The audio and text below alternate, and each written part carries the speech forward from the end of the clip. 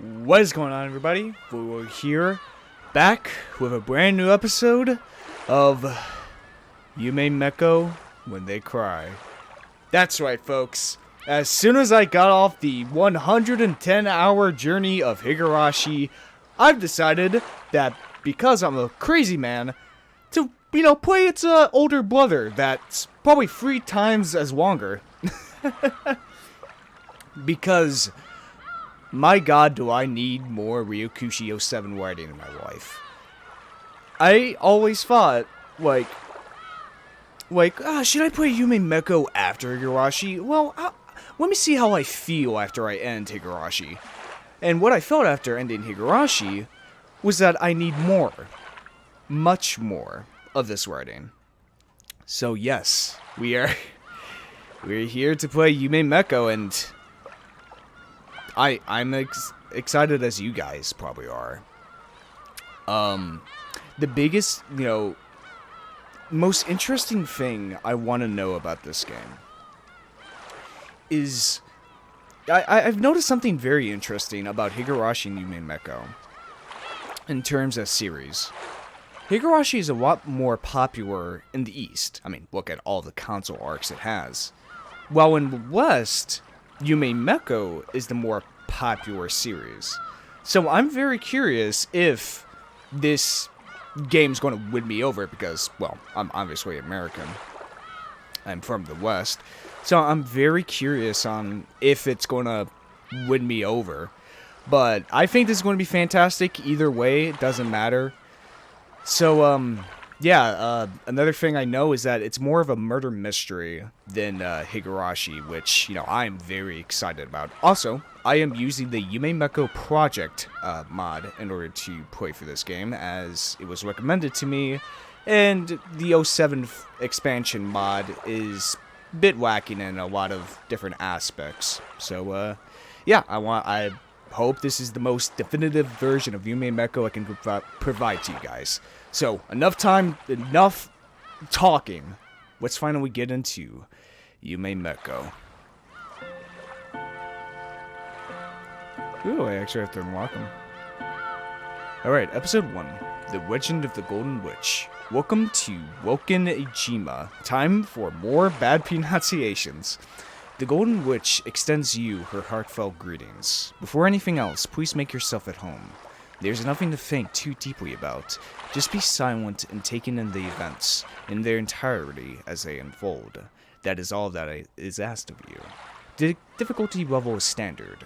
Let us at least begin on the trodden road. Let us begin, indeed. Let's see what this is all about. I'm excited. It's undoubtedly nothing more than fantasy. Could not possibly envision real persons, organizations, places, or events. Okay. またお酒をたしなまれましたな。 Man, it's a bit loud. Let me turn it down a little bit. Okay. The old physician let out a sigh as he removed the stethoscope. 2 elderly men could be seen in the dimly lit study, which was filled with dust and a sickly sweet stench.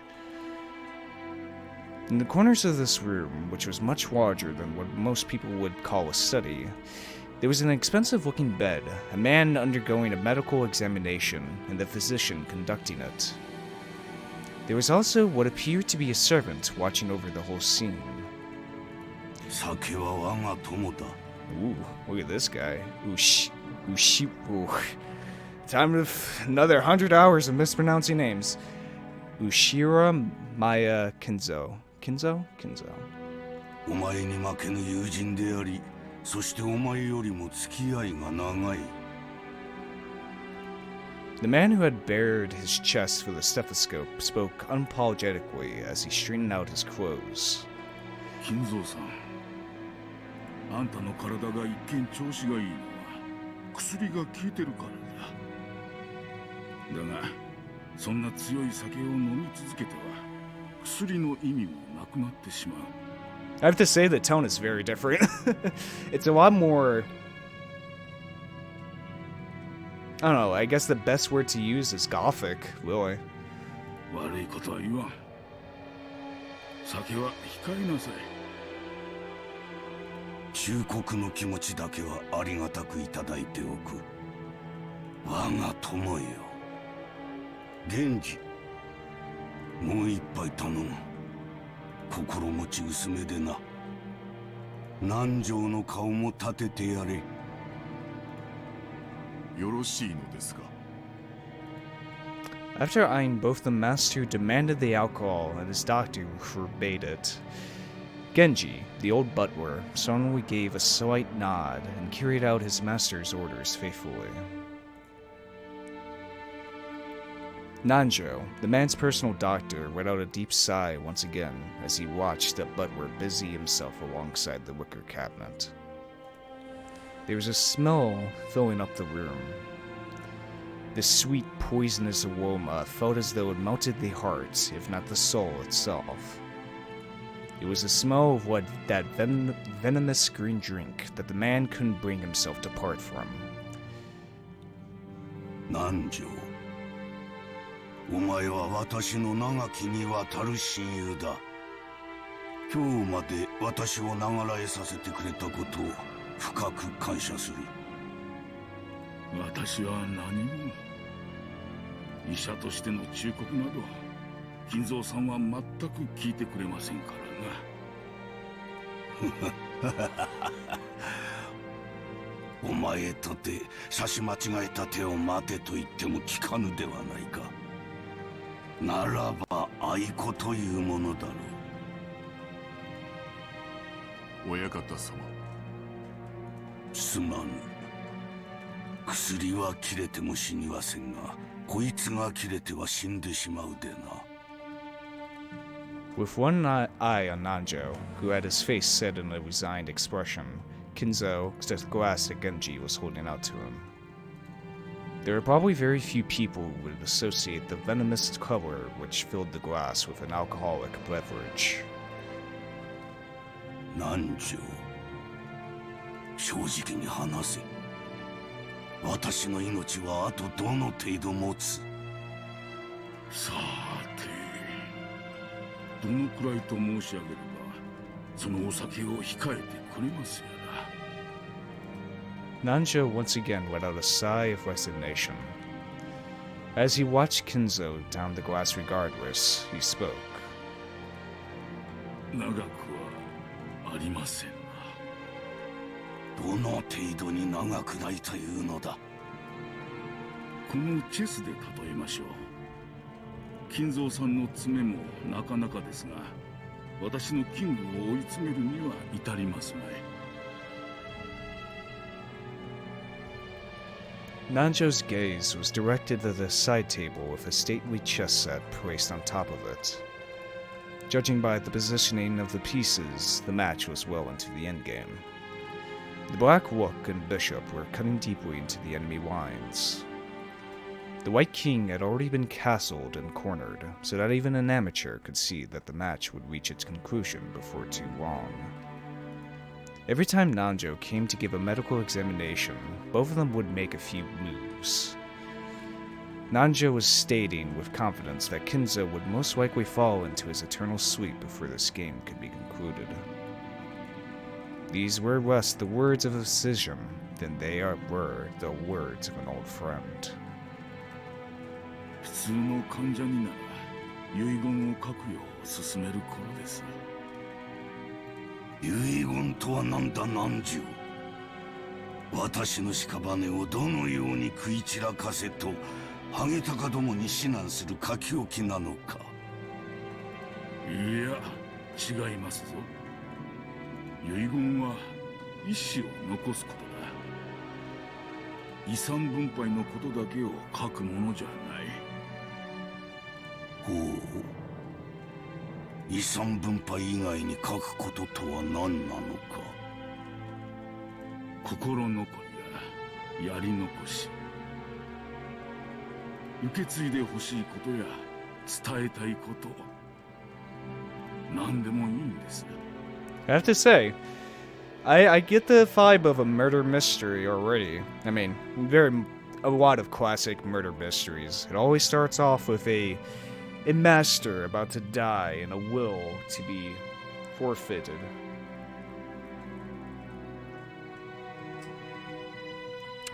Like this tone is very classical, is the best way to put it.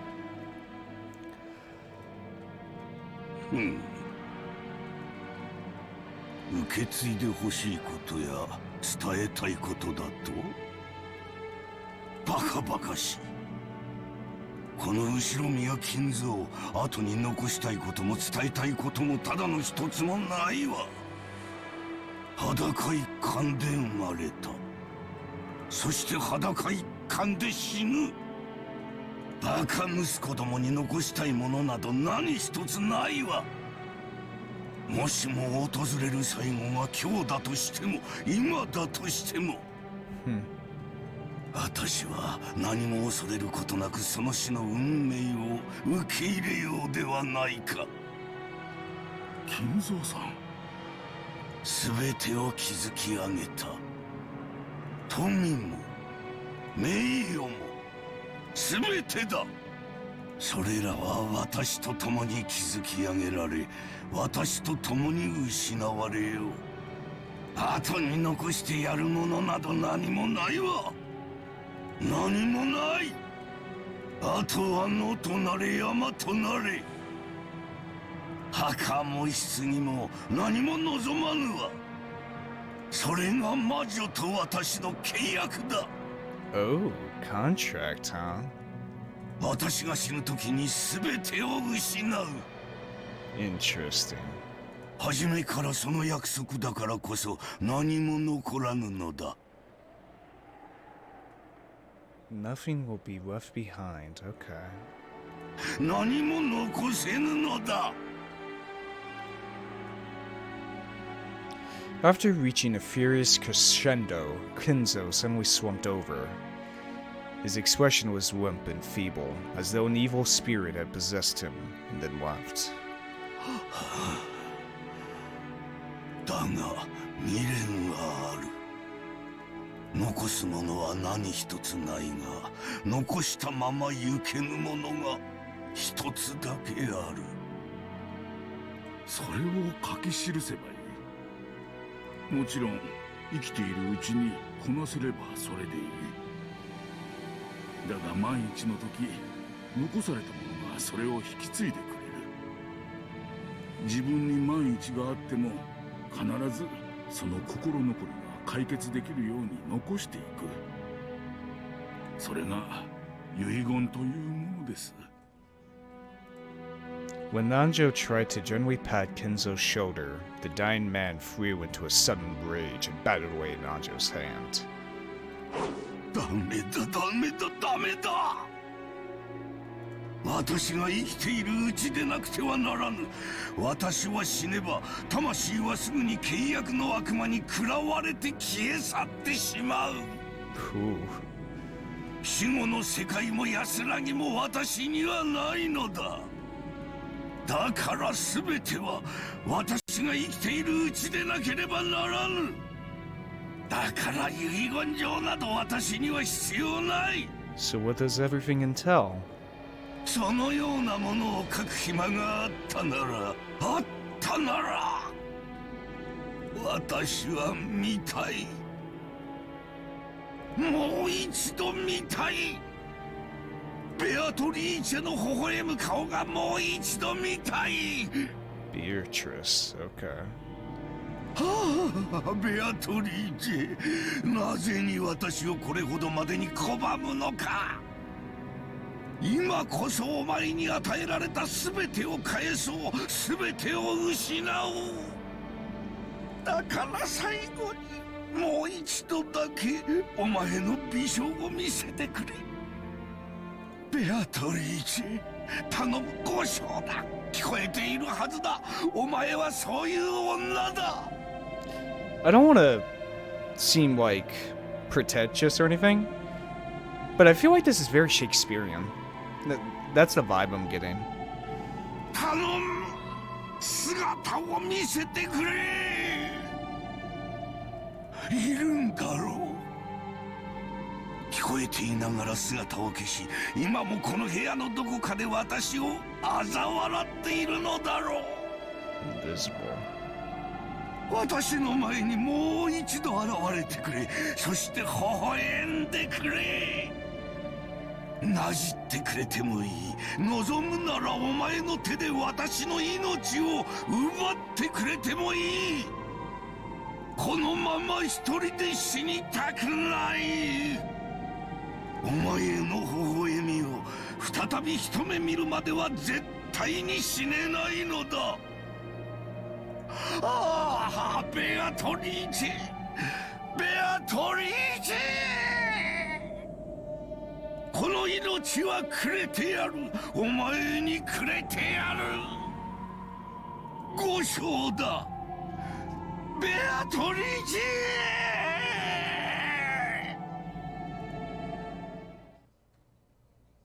Huh. One hell of a cold open. I really hope this isn't copyrighted.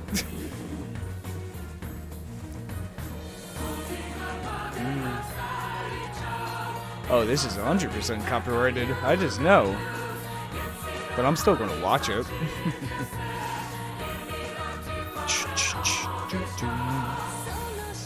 Oh, yeah, actually, lyrics, cool.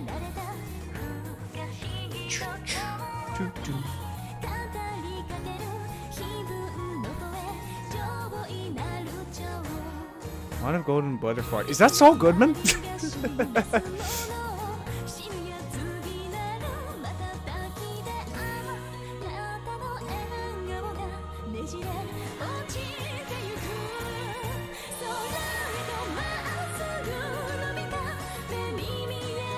What the hell is this game about?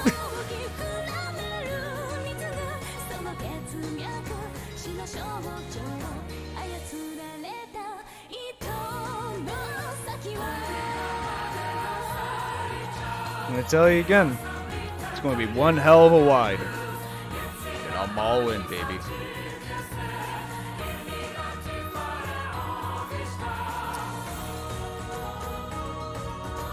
Gold.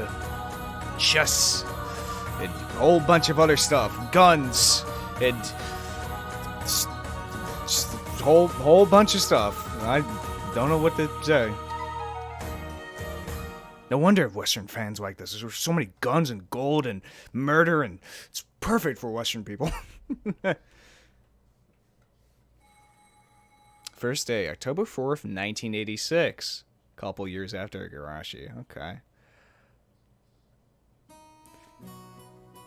I really like how it lists this on.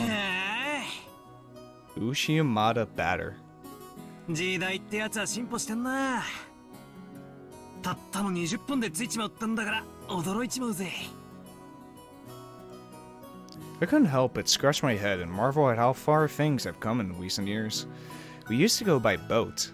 Back then, we were all forced to endure nearly half a day of swaying back and forth over the sea before we reached Nijima. Nijima. Things have gotten so much more convenient these days. Oh, so we got first person. Still, I've never been on a plane this small. I've flown in a huge jumbo jet before, but this will be my first experience in such a tiny one. It's going to shake, isn't it? They say that smaller boats shake more, so I guess the same rule probably applies to planes. Just spare me. 大丈夫だよ、バトラ君。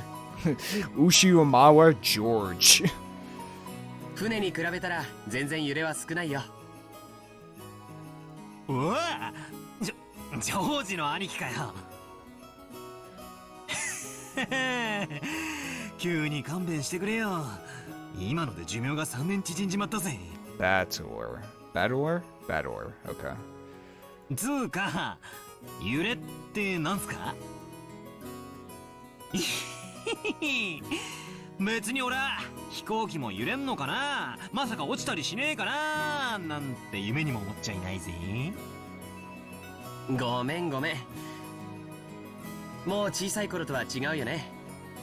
あれから6年も経ってるんだし、もうバトラ君も子供じゃないか。6 years, okay. じゃあ兄貴はタバコも酒も OK ってかよ。 It's interesting the logo they both have on. And I'm pretty sure, yeah, the old man had it on as well as the Bloodware too.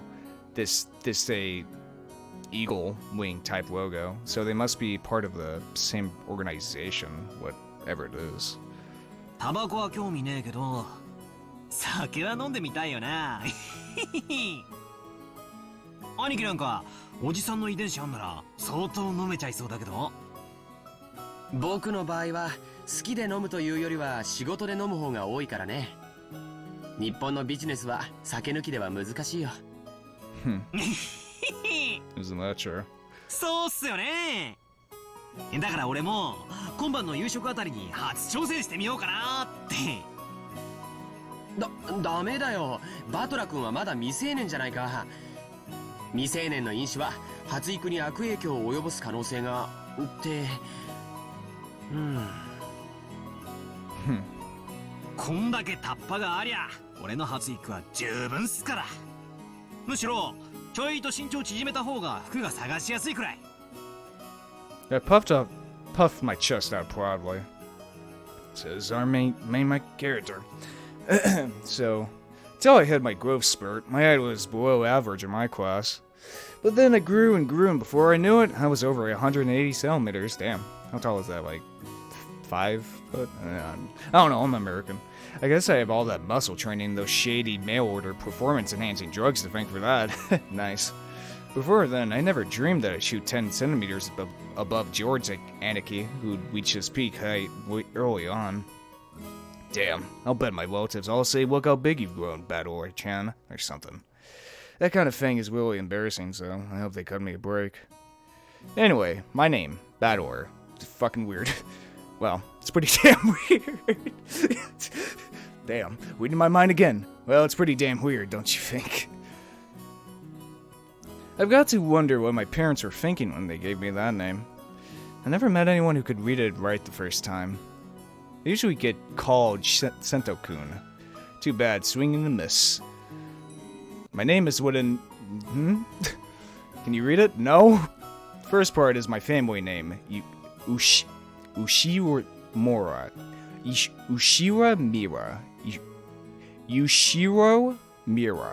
Ushiromiya.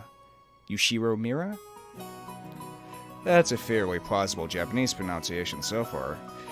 Problem is my own name. It's made up of the characters for fight and person, and it's pronounced Battler.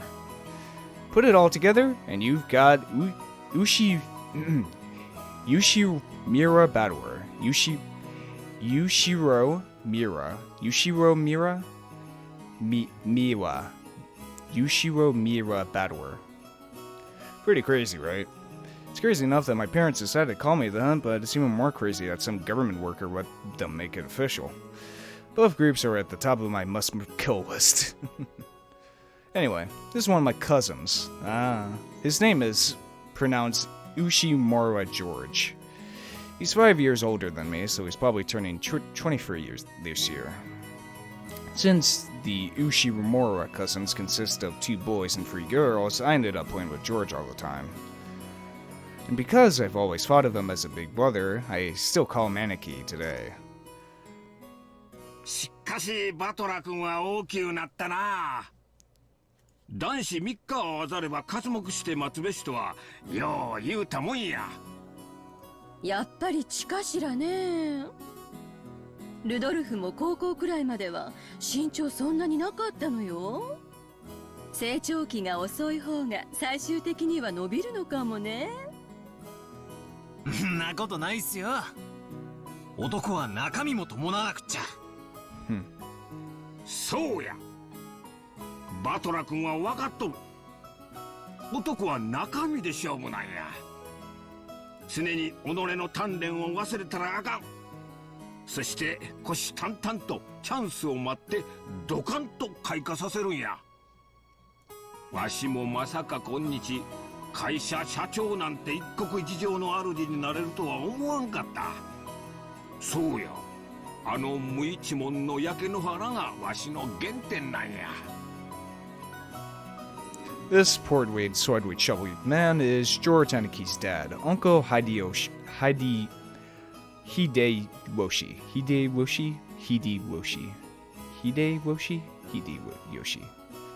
He's the husband of Dad's older sister.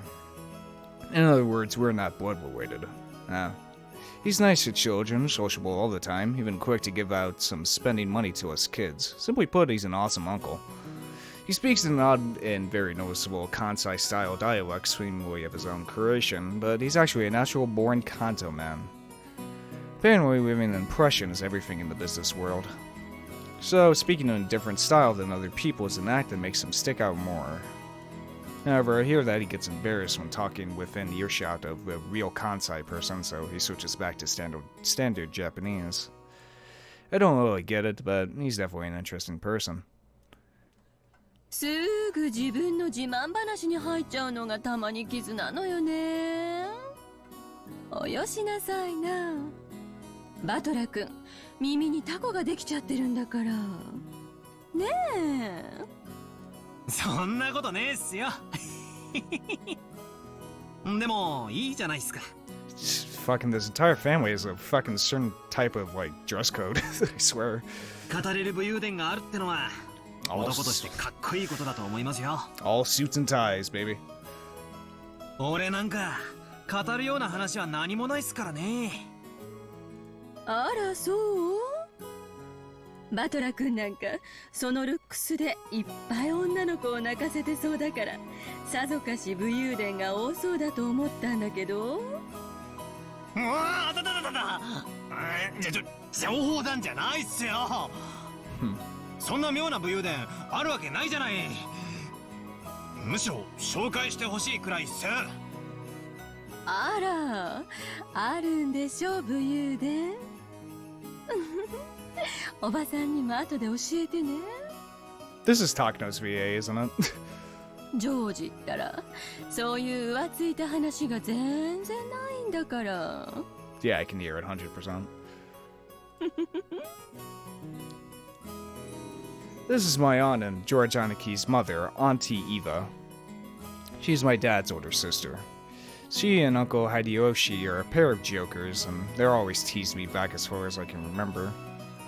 This sometimes made them a bit hard to get along with when I was small. That said, I'm currently in the process of discovering that they are still hard to get along with. Even so, George Anaki's family is interesting and fun, and they seem to get along just fine. Sheesh, it's pretty much the total opposite of my family. バトラ君、ルドルフさんを見なかった？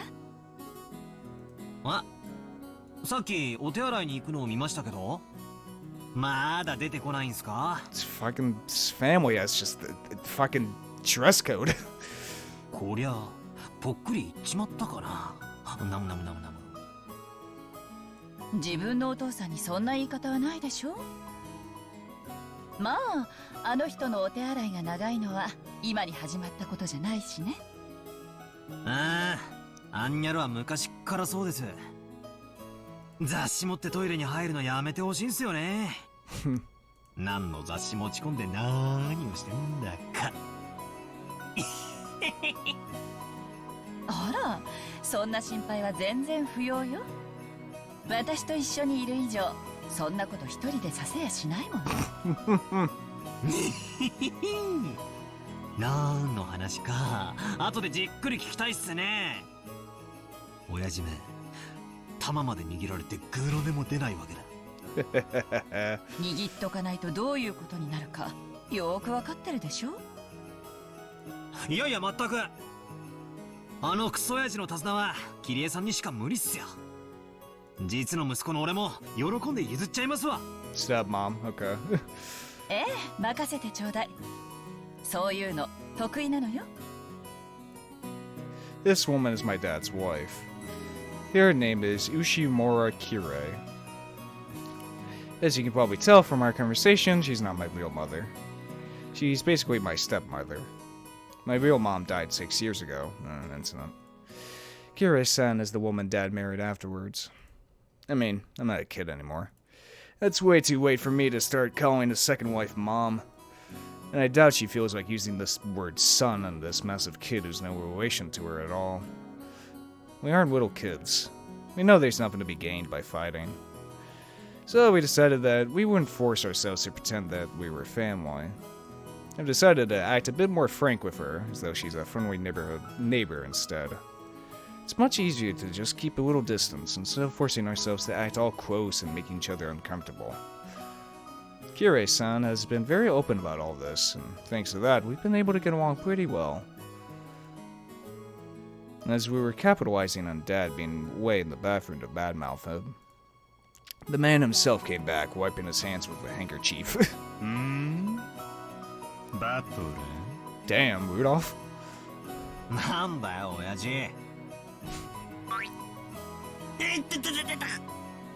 耳つねんな、耳。また母さんと俺の悪口を言ってた。なんでお前には父親に対する尊敬の念ってやつがわかねえんだ。I see, just like father and son, they both have the exact same posture.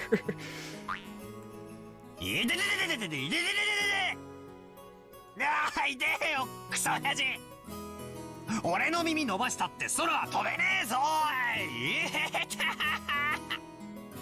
ほれほれ縦縦横横丸書いて逆に回して倍率どんどんさらに2倍お父様失礼なこと言ってごめんなさいって言ってみろ冗談じゃねえぜそういうのは会員制のお店でやりやがれってんだだから話せって This old bastard is my dad. I think I'm pretty tall, but Dad's about the same height. It's probably no surprise that Auntie Eva started talking about Dad's blood when she saw my height. By the way, my height isn't the only thing I got from him. His style? It seems having weird names once in the family. Dad's full name is Wooden... Can you read it? Not many could, I tell you that. That mess of characters is pronounced Rudolph. He must hate grandfather for giving him that name. Still, that's no reason to pass that weird naming tradition onto me. Is the naming convention like English names? I think that's kind of it? I don't know. As the old bastard twisted my ear all over the place, Auntie Eva snuck up behind him and grabbed his ear. こらこらルドルフ息子に乱暴してるんじゃないわよ言ってよ姉貴 The scene before me was a perfect realization of the trope of the older sister who deals out punishment to her prankster younger brother despite his size. エバネさんそのくらいにしてあげてください同じ分後で反対の耳を私が引っ張って伸ばしておきますのであらごめんなさいねキリエさんの引っ張る分も残しておかなくっちゃルドルフ後でたっぷりキリエさんにお仕置きしてもらいなさいねたく姉貴こそ弟いじめもいいとこだぜ秀吉兄さんもこんな姉貴を拾ってくれて本当にありがとうございます So I want to guess Umineko is going to be like Meet the Robertsons. If anyone watched that movie. I did as a kid. Loved it. 兄さんの寛大さがなかったら今でもまだ売れ残ってますよ弟として申し訳ないです誰が売れ残るって After taking 2 or 3 steps back, Auntie Eva unleashed one of her beautiful high reverse roundhouse kicks, which stopped just a centimeter away from the tip of Dad's nose. After starting out with a Tai Chi Chuan for a figure, Auntie Eva had then developed an interest in the Chinese martial arts. After that, she went through karate, taekwondo, capoeira, and what is it she's learning now again? Well, anyway, they say a woman's weapons are in her lower body, and that's literally true for Auntie Eva. ルドルフ側頭部直撃だと一発で混沌するわよこの間演舞でミスって相方泡吹いちゃったんだからねいやいや足癖の悪い姉貴で本当に申し訳ないです Dad, complete one face, shrugged and smiled ironically at Uncle Hideyoshi. わしには兄弟がおらん。だからエヴァとルドルフ君のじゃれ合いを見とると胸がポカポカしてくるんや。兄弟や家族はほんまにええもんやな。あら、ジョージ君に弟を作ってあげるという話はないんですか？もうジョージ君も立派な大人になって手も離れたでしょうから、次の子がいてもいいでしょうに。おいおいキリエ、生まれてくる子の苦労も考えてやれよ。よくこの性悪姉貴から生まれて、ジョージ君はあんなにもまっすぐ育ってくれたもんさ。本当にジョージ君は偉いな。うちのボンクラに今度爪の赤を分けてやってくれよ。そんなことないわよ。エヴァ姉さんの教育が間違ってなかったからジョージ君はあんなに素直ないい子になったんだから。ですよね、姉さん。あらあら、そんなどうかしら。うちのジョージもまだまだ頼りなくって。そうそう、それよりお宅のエンジェちゃんはどんな具合なの？吐いちゃったって聞いたけど。そうやそうや、久しぶりに顔が見れると思って期待してたんやで。大丈夫なんか？いつも季節の変わり目に風邪をひくんです。どうも弱くって。本当は連れてきたかったんですけど、今回は私の実家に面倒見てもらっています。それが賢明よ。本家の毒気に当てない方が治りは早いもの。大人の都合より子供の病気の方が大事よ。わしな、吐く風邪によう効く薬知っとんや。帰ったらすぐ送るさかい使うてくれや。ありがとうございます、秀吉兄さん。いつもお世話になりっぱなしで。And once the conversation suddenly veered off in that direction, we kids didn't have any chance of letting in. For now, I'm just happy that Auntie Eva gave Dad his just desserts for tugging on my ear. まだ天候調査中がなくならないね。George Aniki pointed at the counter.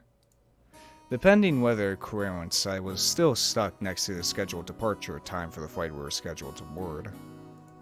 According to Aniki, smaller planes are more subject to winds and other effects of the weather, and it's not at all uncommon for flights to be delayed because of that. Wait a sec.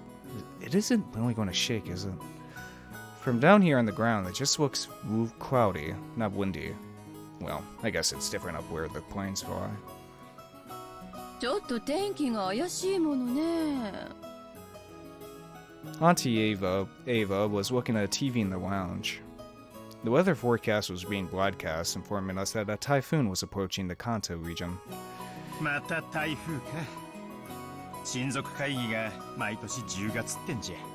これは宿命だぜ。もうちょい時期を選んでくれりゃいいのに。どうかね。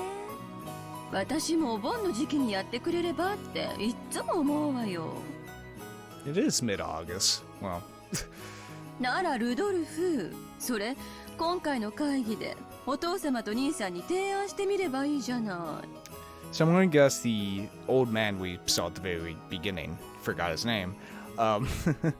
Already. It's probably the grandfather or the head of this family at least. 冗談。姉貴が言えよ。俺が何を言っても兄貴は聞かねえよ。いやよ。私は別に10月でも困らないもの。ルドルフが台風が嫌だからって言うから提案したらって言っただけよ。俺は台風が来るのはいつものことだなって言っただけだろ。お盆の時期がいいって言い出したのは姉貴だぜ。あら、去年ルドルフも言ったわよ。お盆の時期なら仕事のスケジュールとも合わせやすいのにって。言ってねえだろ、そんなことよ。言ったわよ。私そういうのは絶対忘れないもん。いや言ってねえよ。言ってんのはいつも姉貴だよ。I have to say, it's a very much it's very interesting how the beginning didn't feel at all like Higurashi. Well, this section right here feels authentic Higurashi. I feel like Ryukushi 07 is great at writing the small talk of characters, you know, going back and forth. I feel like he's perfect in that respect. 知ってる？ Well, he's perfect in a lot of aspects, but it's one of the areas. 寸止めって高等技術なのよ。チッ、いい年した女がはしたないことばっかしてんじゃねえぜ。That and Auntie Ava's argument looks no different from a couple of brats bickering. 普段は父親や母親として振る舞っていても、こうして親族会議で元の兄弟に出会うと、子供の頃の自分に戻っちゃうからだろうね。と冷静に分析できるジョージ兄貴の方がずっと大人に見えるぜ。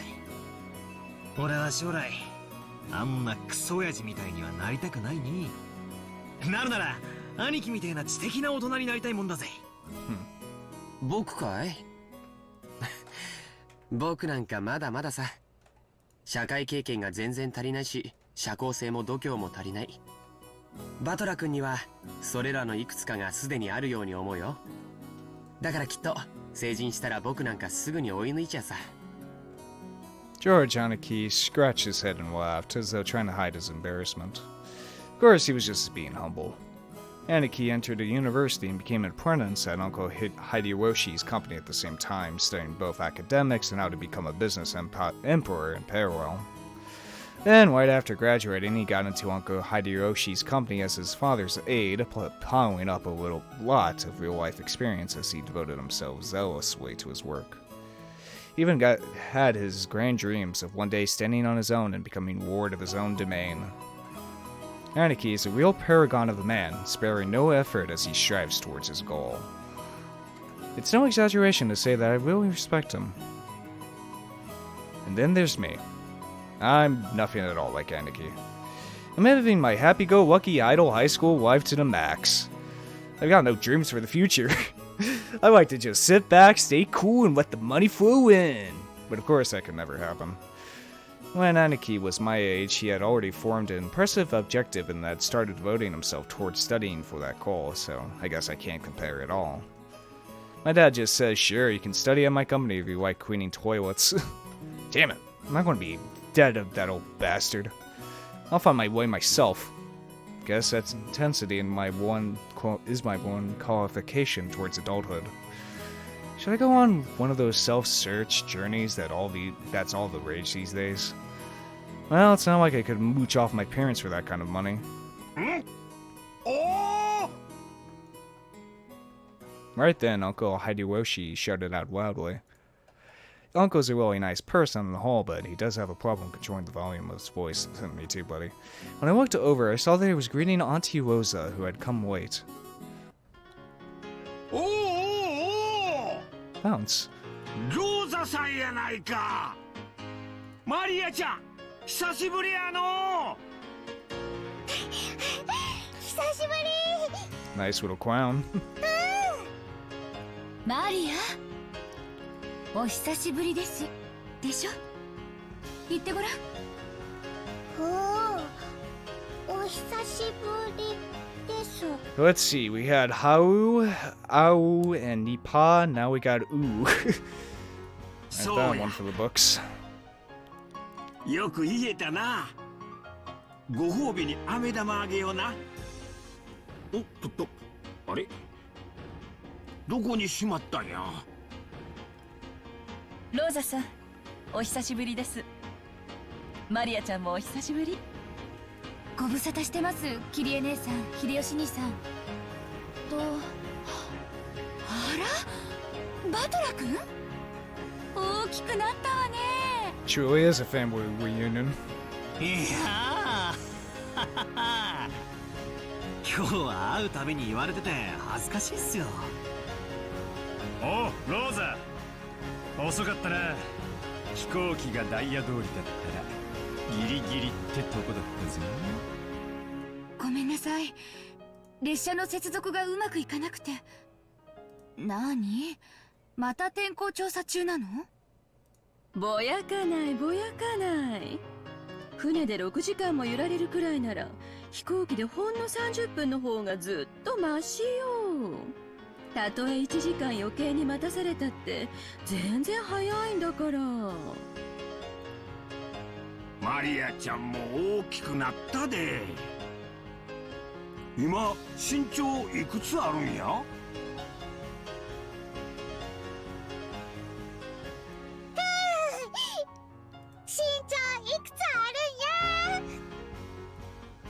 ？Maria parroted Uncle Hideroshi's question, looking up at her mother. I guess she doesn't remember her own height. She was probably right in the middle of a growth spurt, so her height must change every month. In just a few more years, she'll probably start looking very feminine.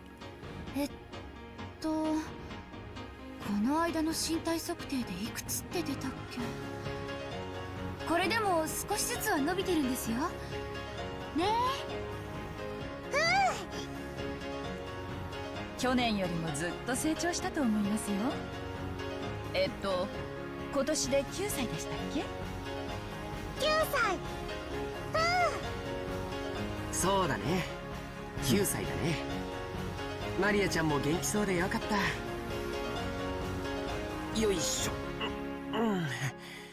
もう高い高いをするにはちょっと重くなってきたかな。うわ、ジョージ兄貴、そりゃレディーに失礼だろ。俺がやってやるぜ。高い。When I went to lift her up in Aniki's place, Maria stiffened defensively, staring suspiciously at my face. That's right. The last time I met Maria was 6 years ago, and she was only 3 years old. Of course she doesn't remember my face. マリアちゃん、覚えてる？バトラ君よ。一緒に遊んでもらったの忘れちゃった？無理だろ。最後にバトラと会ったのは3つの時だぜ。3つの時の記憶なんか残ってねえよ。She must know everyone's face apart from mine because she meets them every year, but I haven't had contact with the Ushiromiya family for about 6 years now. Okay. So it's no surprise that this 9-year-old girl doesn't have any memories of me. Even I can only just barely remember her being a 3-year-old crybaby. マリア、バトラお兄ちゃんよ。ルドルフおじさんの息子さん。わかる？おじさんの息子さんが、おじさんが息子さん。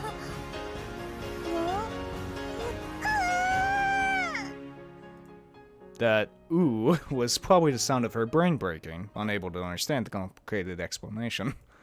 I guess it was a bit too confusing for her. マリアちゃん、彼はバトラ君。僕と同じいとこだよ。庄司お兄ちゃんと同じ？バトラ？いとこ？そう。よくできたね。This part of Anarchy is what makes me really look up to him. For someone who isn't married, he's just great at dealing with kids. I'm sure that will be an indulgent father in the future. バトラお兄ちゃん？ Maria looked straight at me with a questioning expression, as though asking whether it was alright to call me that. おうや、俺がバトラだ。よろしくな、マリア。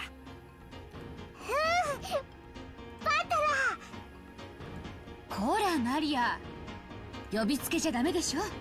バトラお兄ちゃんと呼びなさい。いいっすよ、ローザおばさん。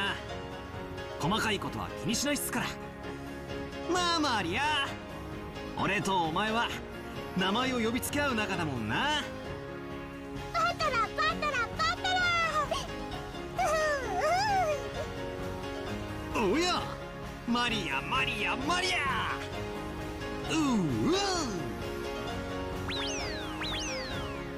We horsed around for a while to make up for the 6-year gap in our friendship. Oh, She probably still thinks of me as nothing more than a big new friend, but things probably work out as we get to know each other again. But I'm surprised. She's just the way I remembered her being 6 years ago. Seems that people just don't change that much after all. I'm a bit happy that she's still the pure, innocent girl I remember. Her name is Wooden. That one's not so difficult to read. Of course, it says Maria. The third character looks like a cross, which is pretty cool.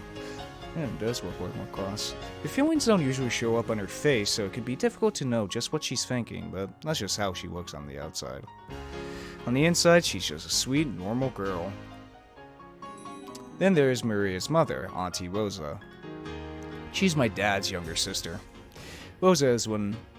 Here's a name that's totally not Japanese. Sorry to say it, but her name's almost as ridiculous as Dad's.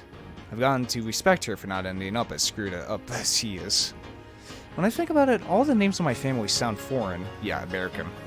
Just why is grandfather so obsessed with this? Because of him, even us grandchildren have to put up with this weird naming sense. It's even more annoying since grandfather's own name is perfectly normal. Anyway, there's one thing about Auntie Rosa that's a relief compared to the other family members.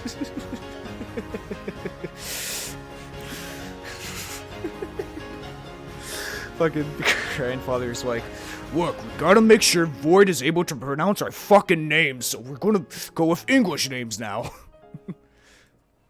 The old bastard and Auntie Eva have this annoying urge to tease and mock people all the time. But even though she shares their blood, Auntie Rosa isn't like that at all. She has the most common sense among all the siblings. Just like under Uncle Hideyoshi, she's a kind aunt who will always be on the kids' side. However, possibly because she's more strict as a parent, she's not liberal of handing out spending money like Uncle Hideyoshi is.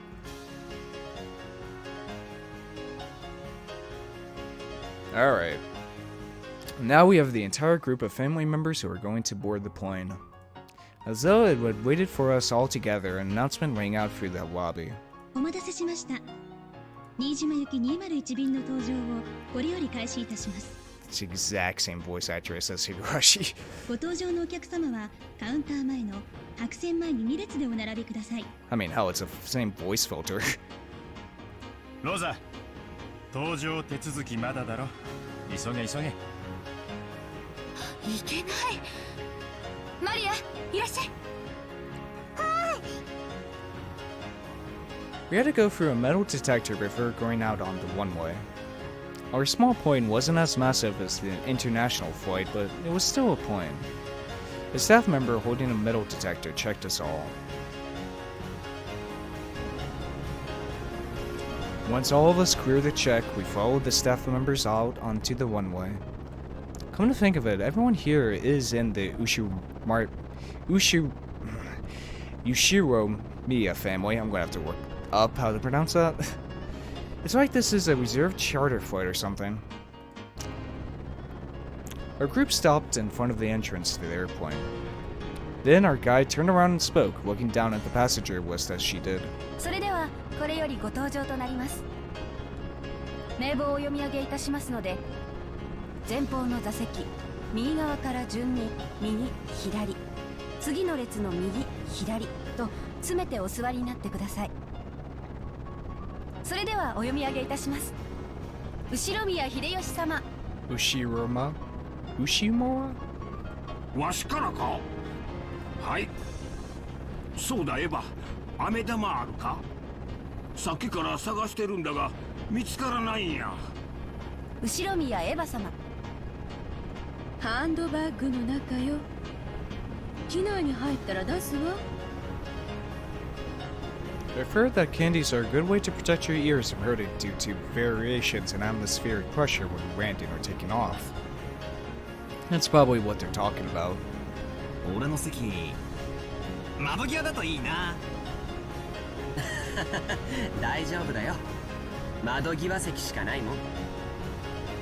According to George Aniki, there are apparently only 2 lines of seats. Yep, that's a small plane, alright. It isn't really going to shake, is it? 後宮ジョージ様。Ushiromira.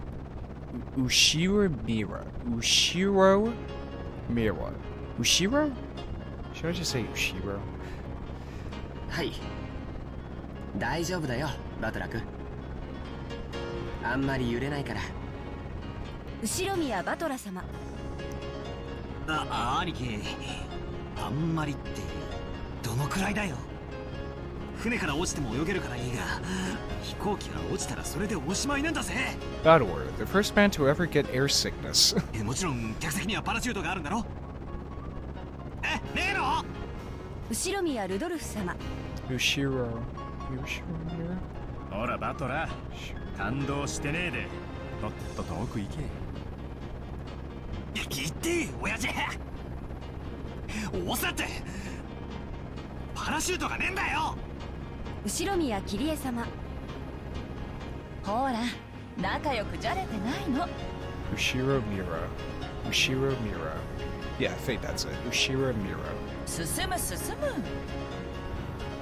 言ってよキリエ。押すなって。ボンクラが進まねえんだよ。後宮マリア様。進む進後宮ローザ様。む。ほらマリア、静かにしなさい。こちらは機長の川端です。本日は新東京航空201便をご利用いただき誠にありがとうございます。 Gee, I hope this plane doesn't crash and we land on a mysterious island. 新島空港までは約20分のフライトの予定です。上空の気流が乱れているとの報告が入っています。多少の揺れがあるかもしれませんので、離陸後もシートベルトは外さないようにお願いいたします。兄貴、シートベルト外しちゃいけない揺れってなんだよ。ジャンボ機なら離陸後はシートベルト外せるぜ。それが外しちゃいけないってどんな揺れだよ。くそー、騙された。何が揺れないだ。パラシュートはどこだよ。やっぱり俺は船が良かった。If I didn't know this Battle Warrior was voiced by Akasaka's VA, I would have never guessed it was Akasaka. He sounds so much different.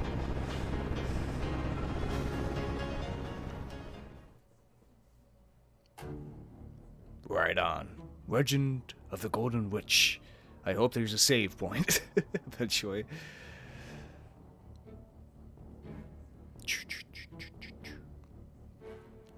Ushiro Battler. Oh, we got a credits opening? We got a cast list, nice. George, Jessica, Marie. Jessica? Who the hell is Jessica? That wasn't on the fight list. Cross. Kinzo, Cross, Eva, Nachiro, Hadiroshi. Rudolph, Kirei, Loza. Man, there's a lot of backgrounds in this game. Shannon, Kaon, Gohoda, Tosho, Kumasawa, Shiro. Pronouncing all these wrong.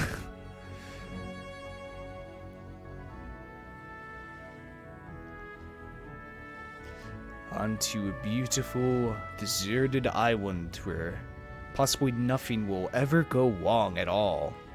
Not a single thing will go wrong. It's just going to be a normal family conference. Nothing will ever go wrong. At all.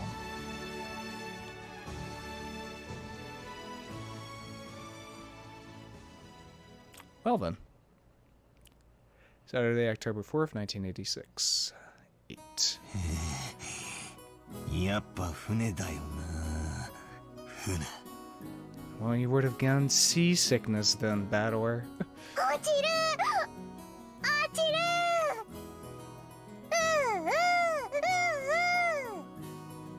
マリア、もういい加減になさい。I want to shoot a, I want to throw this at the dartboard. I want to guess Maria's voiced by Hanyu's voice actress. Sounds very で similar. も意外ね。バトラ君、てっきり怖いものなしだと思ってたから。こいつ昔から乗り物がなぜかダメでさ。二言目には落ちるだの沈むだの。情けない男だなおめえは。 Shut up, Dad. うるえ。ありゃさすがに揺れすぎだろう。小型機乗るのは初めてだったからちょいと答えちまっただけだぜ。あの大騒ぎでちょいとなの？バトラ君とは海外旅行を一緒に行くと賑やかそうね。おばさんとエジプトとか行かない？ 14 時間も飛行機に乗れるわよ。いい提案ね。バトラ君、エヴァ姉さんに少し鍛えてもらいなさいよ。それにしてもおかしい。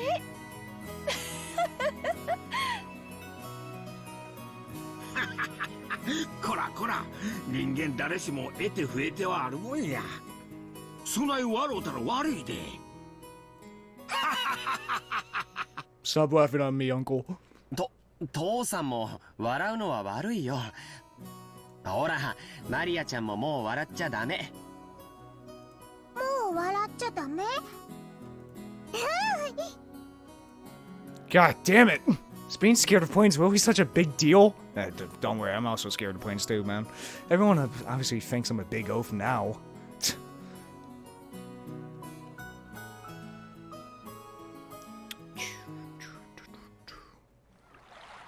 We split up and took separate taxis from the airport to the harbor. From there on, we would be taking a boat to the islands.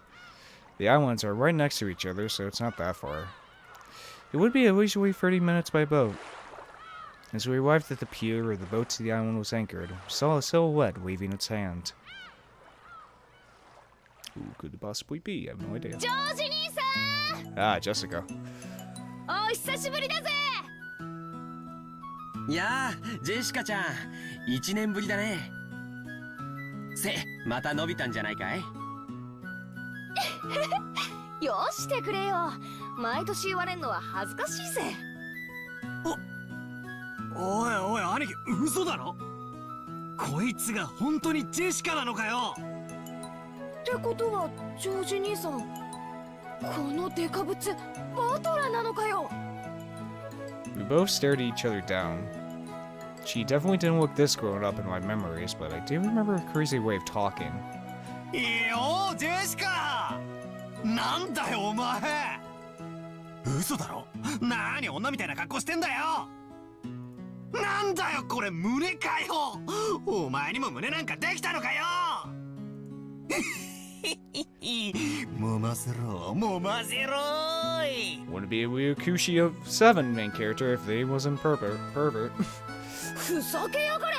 私は花も恥じらう18だぜ。髪だって伸びりゃ出るとこだって出るぜ。てめえに揉ませる腕なんざあるもんかい。バトラこそなんだよ。バカみてえに図体だけでかくなりやがって。ちった腕力ついたのか？ざげんじゃねえ。あれからどれだけ鍛錬積んだか思い知らせてやんぜ。うぜえぜ。返り討ちだ。This headstrong girl's name is Ushiromiya. She was born under the same unlucky star as me, sharing the same kind of weird name. English. You see, is pronounced Jessica. She's Dad's older brother's daughter. Oh boy. Shit, I gotta write down this entire family tree, don't I? That older brother happens to be the eldest son of the Ushiro family, so I guess that also technically makes Jessica a direct heir to the Ushiromiya family. Since Jessica and I are the same age and had that type of boy-girl rivalry between us, we've always been used to fighting and joking around together whenever the relatives gathered. Jessica grew more quickly, so she's always had me beat in terms of size and physical strength. So when we scuffled as a contest of strength like this, it usually went Jessica's way. So even though I clearly understand that I'm bigger now, I still feel like I can't win against Jessica with my strength.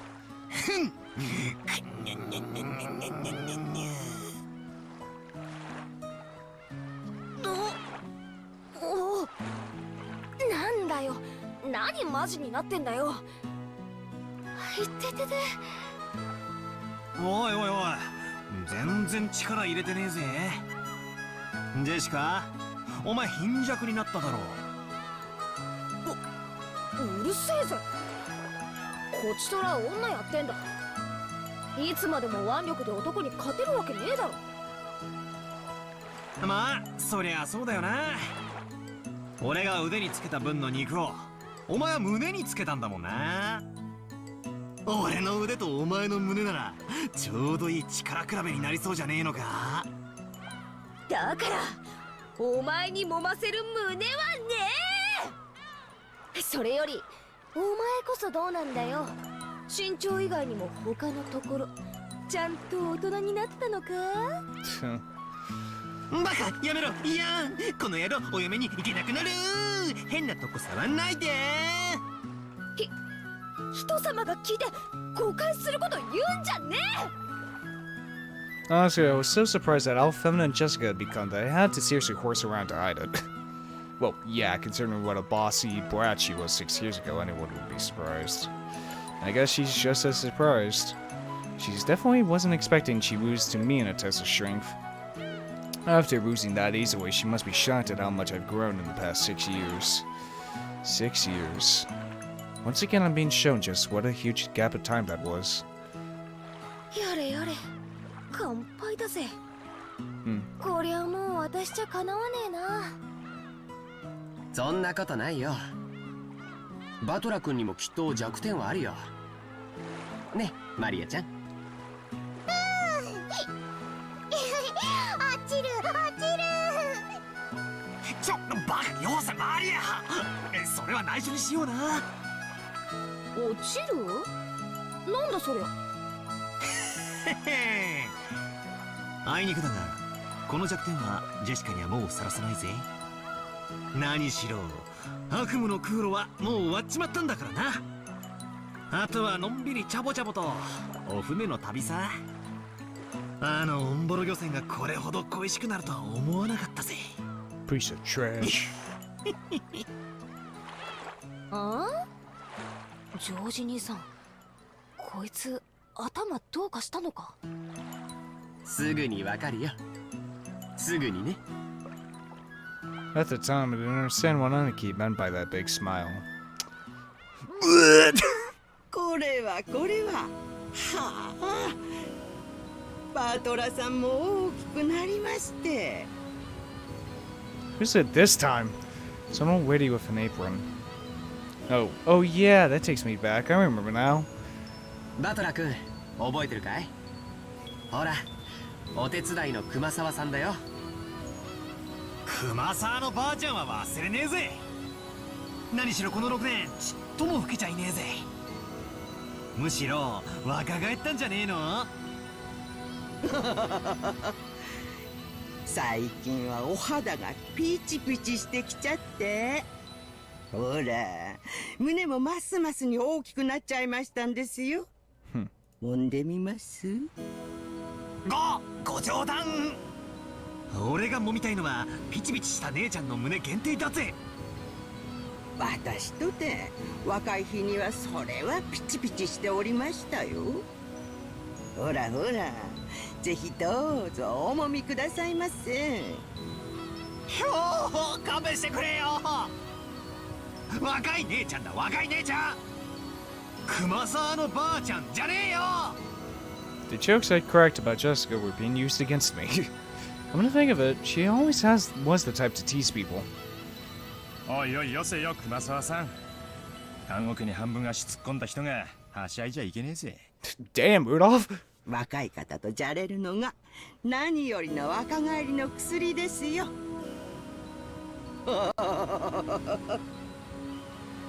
熊沢さんが迎えに来るなんて珍しいじゃない。どういう風の吹き回しかしら。用事を頼まれるといつも腰痛になるあなたが。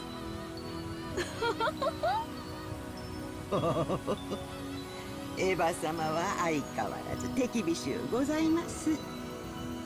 急なお買い物がありましたもので、そのついでに皆様のお迎えをしようと思いまして。もっともお迎え待ちの老いぼれのお迎えでは景気も悪いでしょうが。 Also, I'm going to call it right now. The murderer behind all this is one of the servants. Boom, got it. Already solved, baby. Time to end.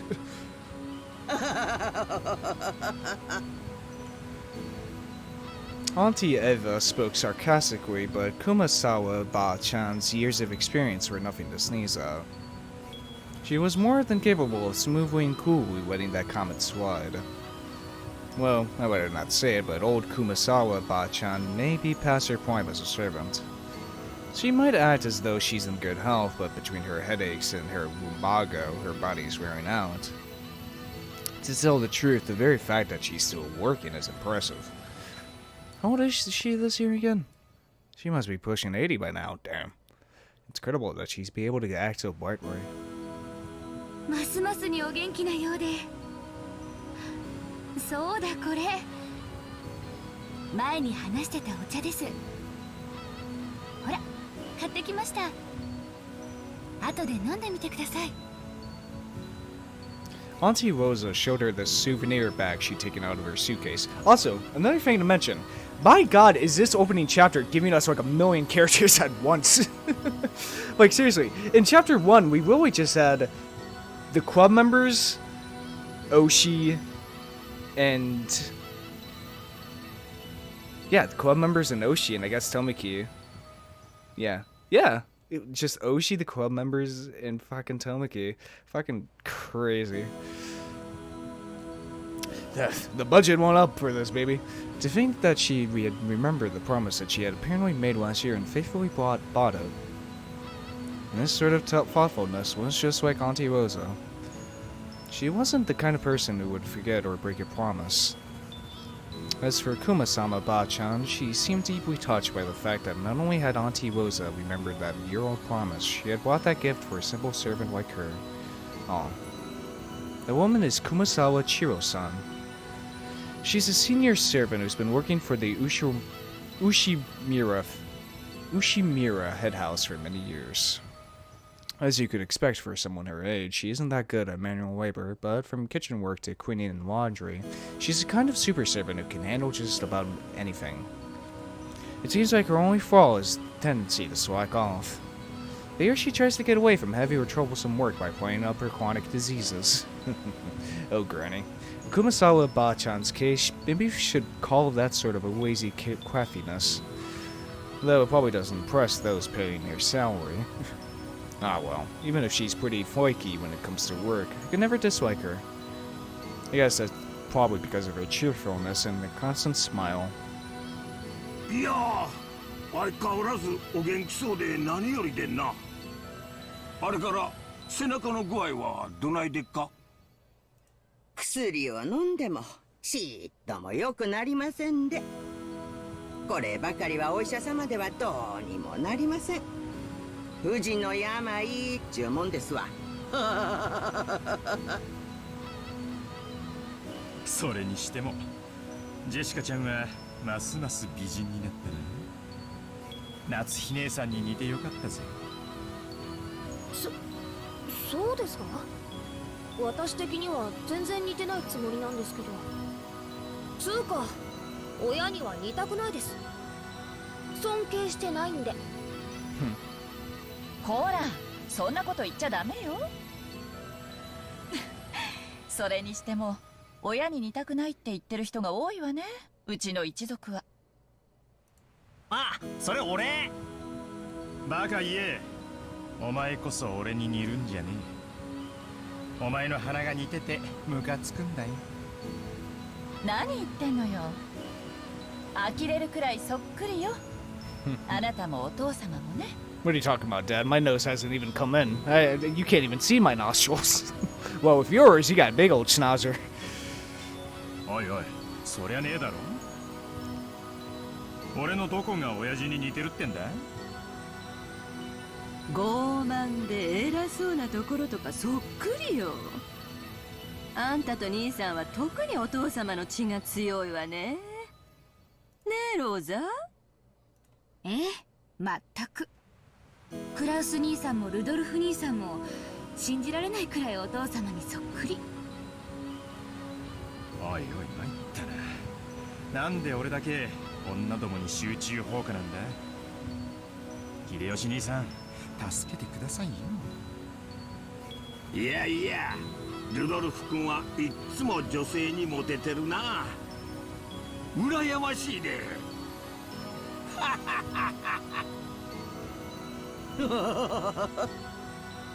相変わらずモテモテでお羨ましいことです。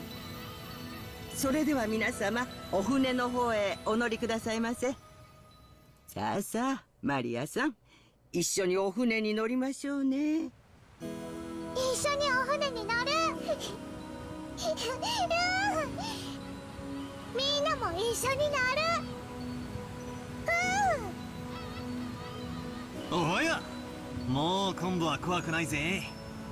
波で揺れるのは慣れてるしな。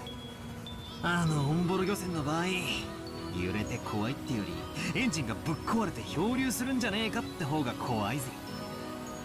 そうだ、バトラ君、言うのを忘れてた。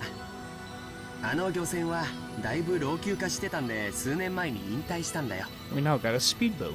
今は他の船が島まで運んでくれるんだ。ああ、そっか。バトラは新しい船が初めてなんだな。快適だぜ。すっげえ速いんだ。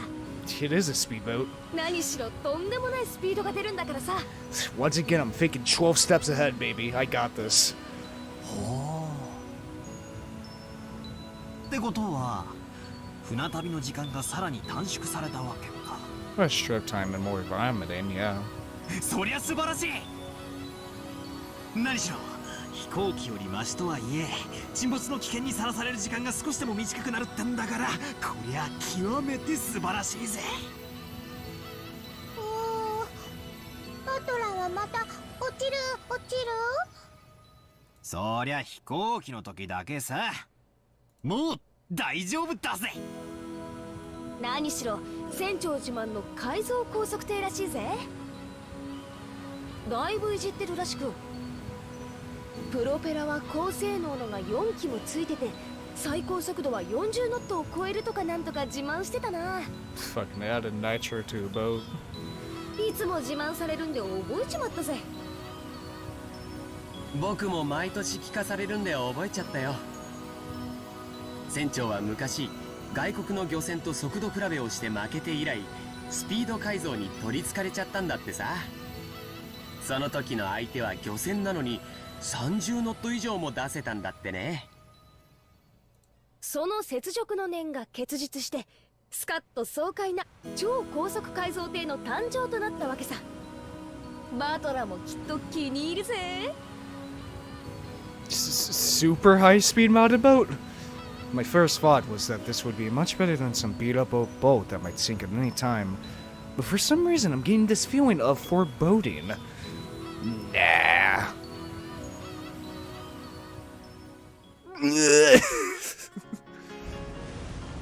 Jesus fucking Christ! おいバトラー、島までは泳いで行った方がいいんじゃねえか。 Dad, I'm about to fall off. バトラ君、柵からあんまり身を乗り出しちゃダメだよ。落ちちゃうから。落ちる。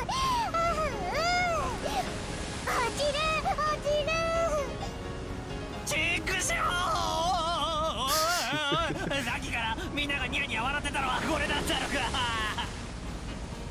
The super high-speed boat, said to have been modded to hell and back by its captain as a personal hobby, was definitely nothing like the battle old fishing boat from 6 years ago.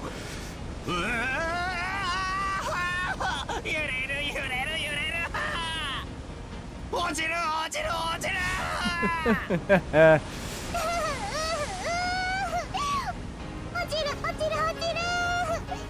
落ちたら海じゃねえかよ。溺れちまうぞ。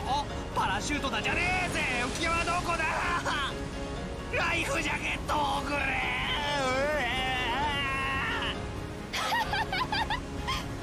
なんだよバトラー、おめえそれ何の真似だよ。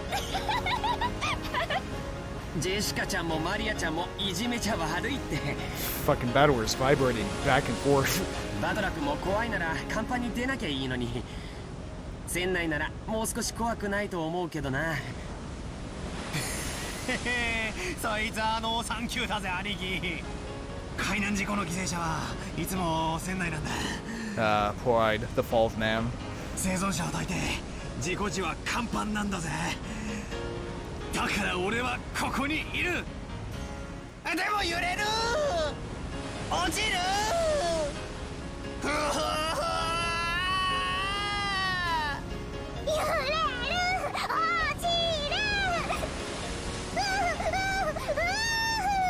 Fuck, I think I'm even getting motion sickness from this. マリア、よしなさいったら。でもバトラ君、本当に苦手なのね。船長さんに速度を落とすように言ってきてあげるわ。Yes, please, before I actually vomit. ローザおばさんありがとう。海の上でも安全運転、徐行運転、指差し確認。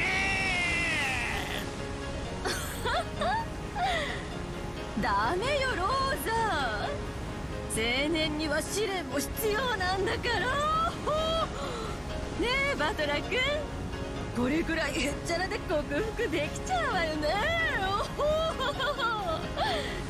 じゃないとおばさんとエジプトに行けないわよ。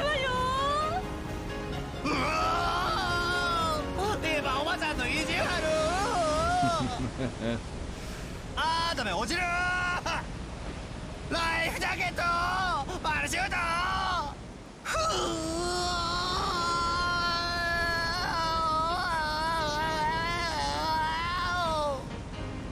いや、ひっくり返して考えるんだ。敵の狙いは何だ。俺をこうして怖がらせることか。そいつが狙いなら甘いぜ。ビビってなんかやるもんか。でもダメ、落ちる。 I swear the screen shaking is getting faster, but it could just be my eyes.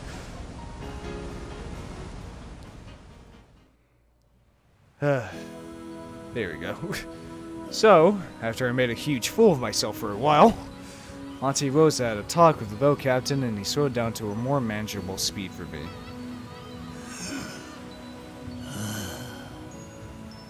これくらいならなんとか。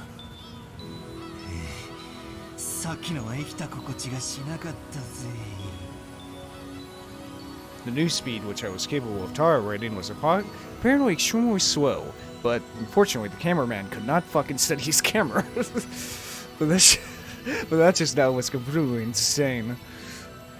The whole boat was shaking, so I didn't weeping on the ocean's surface. It felt like I was riding on the back of a flying fish.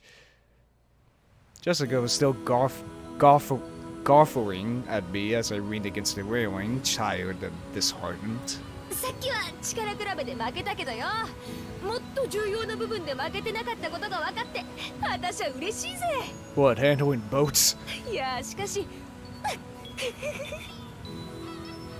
くっそー、好きなだけ笑えよ。いつか弱点を見つけ返しててめえの胸揉みつぶしてやるぜ。見つけられたら考えてやるぜ。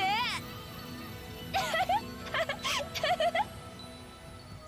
う、バトラヘロヘロ。ああ、バトラヒロヒロだ。海も空もごめんだぜ。俺は陸の上で死にたいさ。 Maria was patting my back, so I patted her head in return. Her expression was blank as usual, but I realized that she wanted to console me. バトラ君、船長が罪滅ぼしにってドリンクをサービスしてくれたよ。飲んで一服しないかい？落ち着くよ。 George Aniki and Kumasawa Ba-chan bought us each an ice cold drink with a drops of moisture on the can. Judging from Kumasawa-san's big grin, our parents inside the boat were probably all rolling around laughing at my moment of pure terror. Damn it, I'm so embarrassed that I can't bear to face any of them. If I didn't change the subject somehow, I had a feeling I'd be a butt of everyone's jokes for the whole trip, so I tried to think of something harmless to talk about. ああ、ジェシカ。クラウスおじさんと夏日おばさんも元気なのかよ。親父とおふくろ？残念ながら元気だぜ。二言目には勉強しろ勉強しろってうるせえけどよ。秀吉おじさんとかルドルフおじさんとかそういうこと言わなそうだから羨ましいぜ。とんでもない。僕も受験を控えてた頃はいっつも受験って言われてたよ。うるさくも思ったけど今は感謝してるよ。やっぱりジョージ兄貴は人間ができてるな。 Be like George. ちなみにうちは絶賛放任中だからな。なんにも言われないぜ。まあ言われたって聞かねえけどな。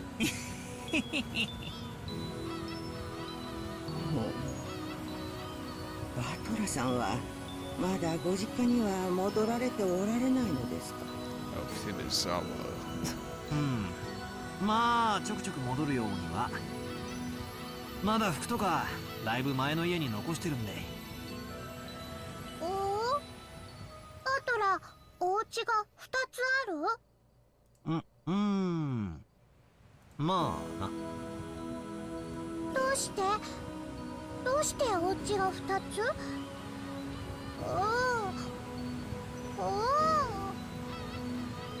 ？Only Maria, who couldn't really grasp the situation, voiced her naive question. However, the others just shot nervous glances at me, choosing not to respond even though they knew the answer. マリア、ほら、船着き場が見えてきたぜ。ほら、あれ見えるか？船着き場見えた！ Apparently, Jessica was trying to be nice by changing the subject. 2 homes. Well, I'd rather not talk about it if I can help it, but it's uncomfortable to have it treated like some kind of real taboo. I don't mind that much myself anymore. I'm in Ushiromiya, but the truth is that for the past 6 years, I've been living with my grandparents on my late mother's side, and I've even been using her family name. Ah, okay. When those grandparents passed away one after the other, I basically had no choice except to go back and live with the old bastard. Don't get me wrong, I didn't just run away from home or anything like that. The only one at fault here is my dad. I don't really blame Kirei-san.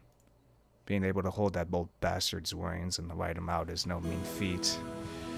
But as for the betrayal that the old bastard inflicted on my mom, well, unfortunately, I still haven't fully gone over that. Ooh, okay. Interesting.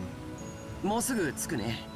So, did Rudolph get with Kirei before the mother died? I mean, that's one we guess at worst. George Aniki cleared his throat, trying to change the topic. 失礼しました。年寄りが余計なことを言ってしまったようで、お気に障りましたら。気にもしてないし触ってもないぜ。気にすんなよ、熊沢のばあちゃん。Kumasawa-san seemed to regret speaking out of turn, but I was more concerned about being worried for something like that, so I stood up and passed it off lightly. After that, I had a sip of my drink and headed over to Maria and Jessica, who were gazing at the silhouette of the island.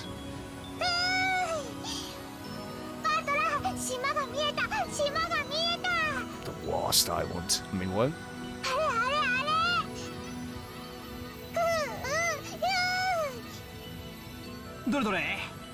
Oh, 見えてきたな。6年ぶりでも記憶と寸分変わらない島影だぜ。The small island silhouette in front of us had gotten pretty close. The island's name is... Forgive me. Rokkenjima. Rokkenjima? Rokkenjima. It's a small island about 10 kilometers around, located in the Izuru archipelago. Since they call this archipelago the Izu 7, lots of people think there were 7 islands, but that's not true. There are actually more than 7. Rokkenjima is one of the minor islands that don't get counted. Even considering that, there are probably very few people who know about this island. After all, only the people of the Ushiromiya family come to this island. In other words, it has no ties whatsoever to outsiders or tourists. So you'll never find this island's name in a travel brochure. This is because of all of Rokkenjima is an estate possessed by the Ushiromiya head house. Damn. Only the Ushiromiya family lives there, and only people connected to the Ushiromiya family come and go there. There's nothing there except a harbor and a mansion. The vast majority of the island is still just uncultivated forest. Such a waste, where it could be made into a nice golf course. Thinking like a real rich family. However, when you realize that the entire coastline is a private beach, it starts to sound pretty magnificent. You might have realized it by now, but to put it simply, well, the Ushiromiya family is just rolling in dough. Yeah, no kidding. The fortune possessed by the head house is apparently vast, and Dad and the others who make up the branch families have built up plenty of wealth for themselves, finding success in their respective businesses. What is this, the Sonozaki family? I've been living a commoner's life at my grandparents' parents' home these 6 years, so I completely forgotten. But the old bastard's house really is elegant, and everything about it is tuned to match his snobbish taste of the annoyingly rich. Come to think of it, I guess that means George, Aniki, Jessica, Maria, and I are all wealthy, high-class gentlemen and ladies. Yeah, I mean, look at you guys' fucking, outfits. Needless to say, none of us feel that way at all. I don't see myself as being rich, and George Aniki, who takes self-discipline very seriously, doesn't let himself get too comfortable. Jessica is always complaining that she'd rather move to the city than be rich. And Maria is still a kid who isn't even interested in money at all. I guess that attitude itself is snobbish. From the perspective of people in poverty who can't pay the bills, we're very lucky to even have the luxury of thinking this way. This isn't the place to explain any further, so I won't. Anyway, it's the same as not being able to choose the parents you're born from. I didn't ask to be born into a rich family. And I don't think it's something I should be hated for. It can be pretty trying when people are the damn word, prejudiced against you just because you're rich and refuse to judge you by your merits. As I pondered these sentimental thoughts, Maria leaned over the railing and started shouting.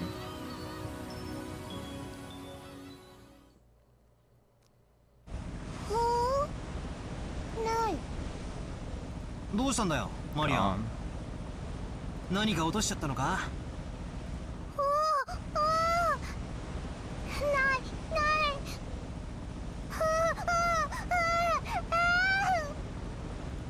Maria kept yelling, "Gone, gone." Maybe she dropped something?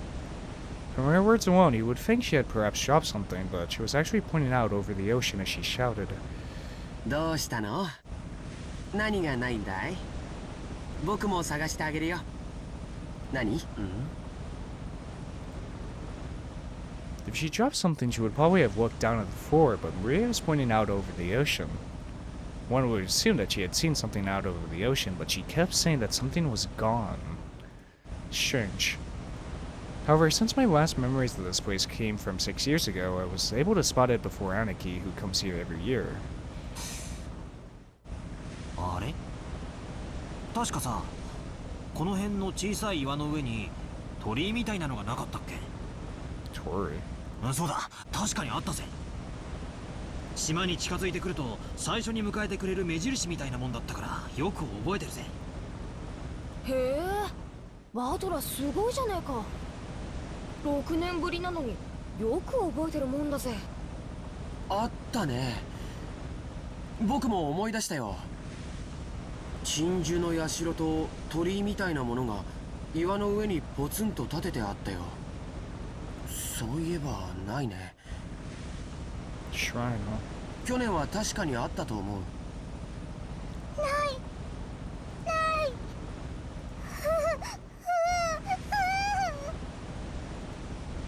大方、波か何かでさらわれちまったんだろう。小さい岩だったしな。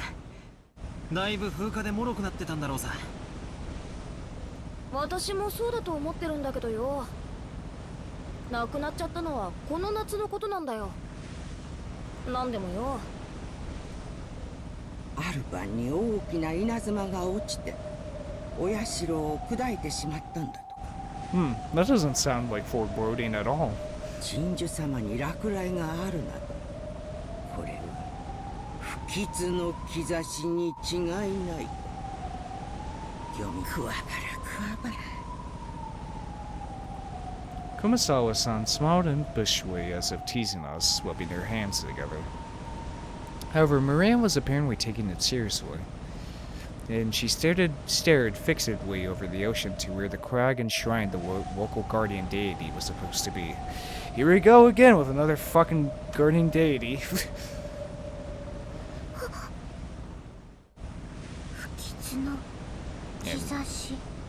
Yeah, no kidding. よせよ熊沢さん。マリアはそういう冗談の通じない年頃なんだからさ。大丈夫だよマリアちゃん。偶然だよ。何も怖いことなんか起きないよ。Buddy, George, I like your enthusiasm, but you're in when they cry game. You're fucked. George Aniki put a hand on Maria's shoulder to calm her down, but Maria's sharp-eyed expression didn't bulge.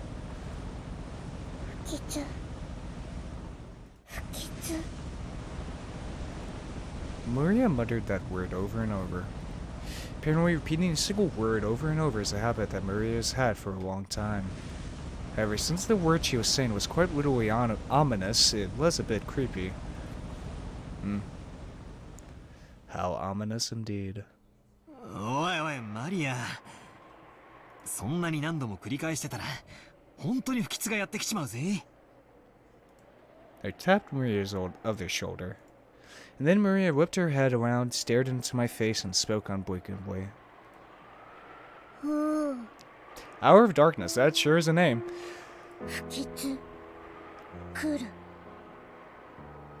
Eh? 来るってどこからさ? I answered light-heartedly, trying to break the tension in the air. And in reply, Maria held up a finger, raised her arm high, and pointed up to the heavens.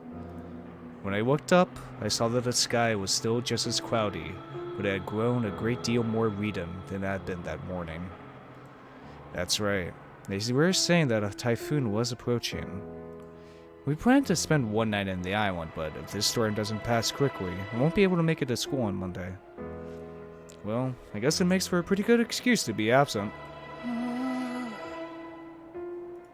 She apparently sensed something ominous in this cloudy sky. She's been muttering for a while now. Girls at Maria's age tend to be very impressionable. She's just about the age when many girls start to get excited about sixth senses and whether they have any psychic potential and stuff. In a way, being sensitive about things like this isn't really out of the ordinary for a kid like her. 大丈夫だよマリアちゃん。天気は今夜くらいには崩れるかもしれないけど、明日には良くなって綺麗な青空になってるよ。綺麗な青空。そう、明日になれば綺麗な青空になるよ。止まない雨はないし、晴れない雲だってない。止まない雨、晴れない雲。確かに台風が近づいてるけどよ、すぐに過ぎちまうって。大丈夫さマリア。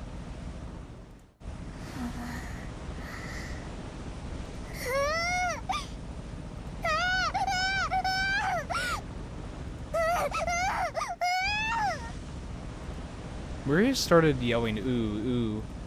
It looked as though she was having a tantrum because no one could understand what she was trying to say. What in the world is Maria trying so desperately to warn us about? How great's like we go over again. Unable to understand her, we could do nothing but feel a vague sense of foreboding. I've heard that everyone can feel the supernatural, but that it weakens as you age. That might mean that Maria, the youngest one of us all, still possessed some kind of sense that the rest of us had lost. I wonder if that sense is sending her a warning. At that moment, Kumasawa-san's quietly opened her mouth. なんでロッケン島はその昔。熊沢さん、その話はなしにしようぜ。Just as Kumasawa-san was about to tell some kind of story, Jessica sharply interrupted her. For Jessica, this was an extremely firm reaction. I wanted to push her further, just out of simple curiosity. But judging by how Jessica was acting, it wasn't difficult to imagine that it would simply inflame Maria's unease further. If I did try to press her for the story, the odds were pretty good that it wouldn't be anything bright and cheery.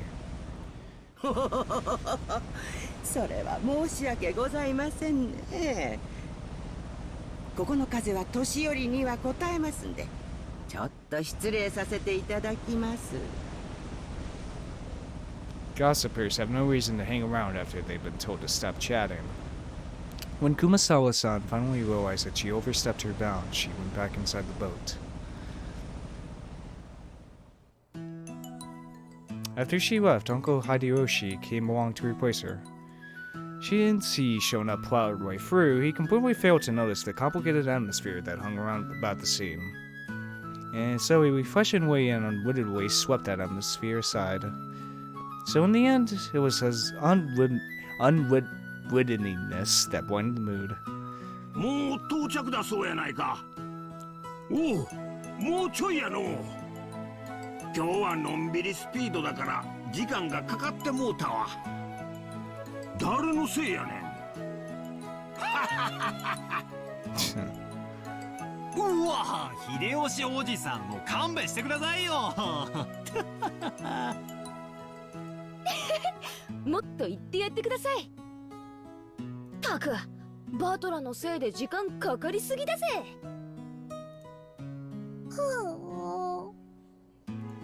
Maria had probably come to the conclusion that no one was going to listen to her. She hung her head, wearing a fretful face. As she did, George Aniki crouched down to meet her eyes and spoke to her kindly. マリアちゃん、何も怖くないよ。だって僕たちが一緒だもの。一緒だと何も怖くないんだよ。言ってごらん。一緒だと何も怖くない。うん。一緒だと何も怖くない。そうさ、ジョージの兄貴の言う通りだぜ。俺たちが一緒にいるといつだって何だって絶対に怖くねえんだ。 That's nice. な、ジェシカ。ああ、間違いないぜ。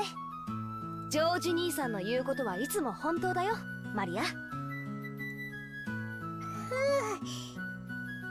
ョージお兄ちゃんはいつも本当。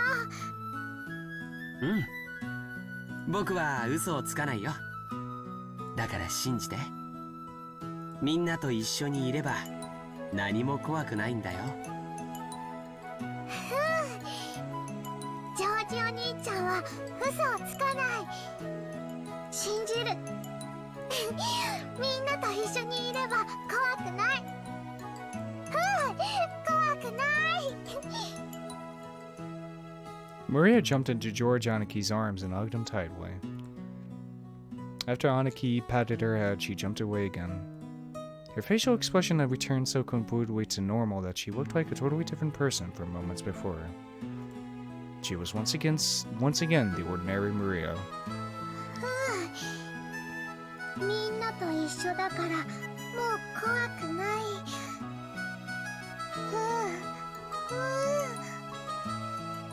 ああ、そうだぜ。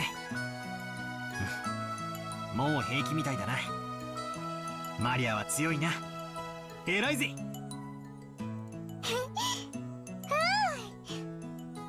マリア偉い。なんや、どうしたんや。マリアちゃん、船酔いだったんか。 It's very interesting how some words are highlighted by green text. ん？まあそんなとこです。申し訳つきますね。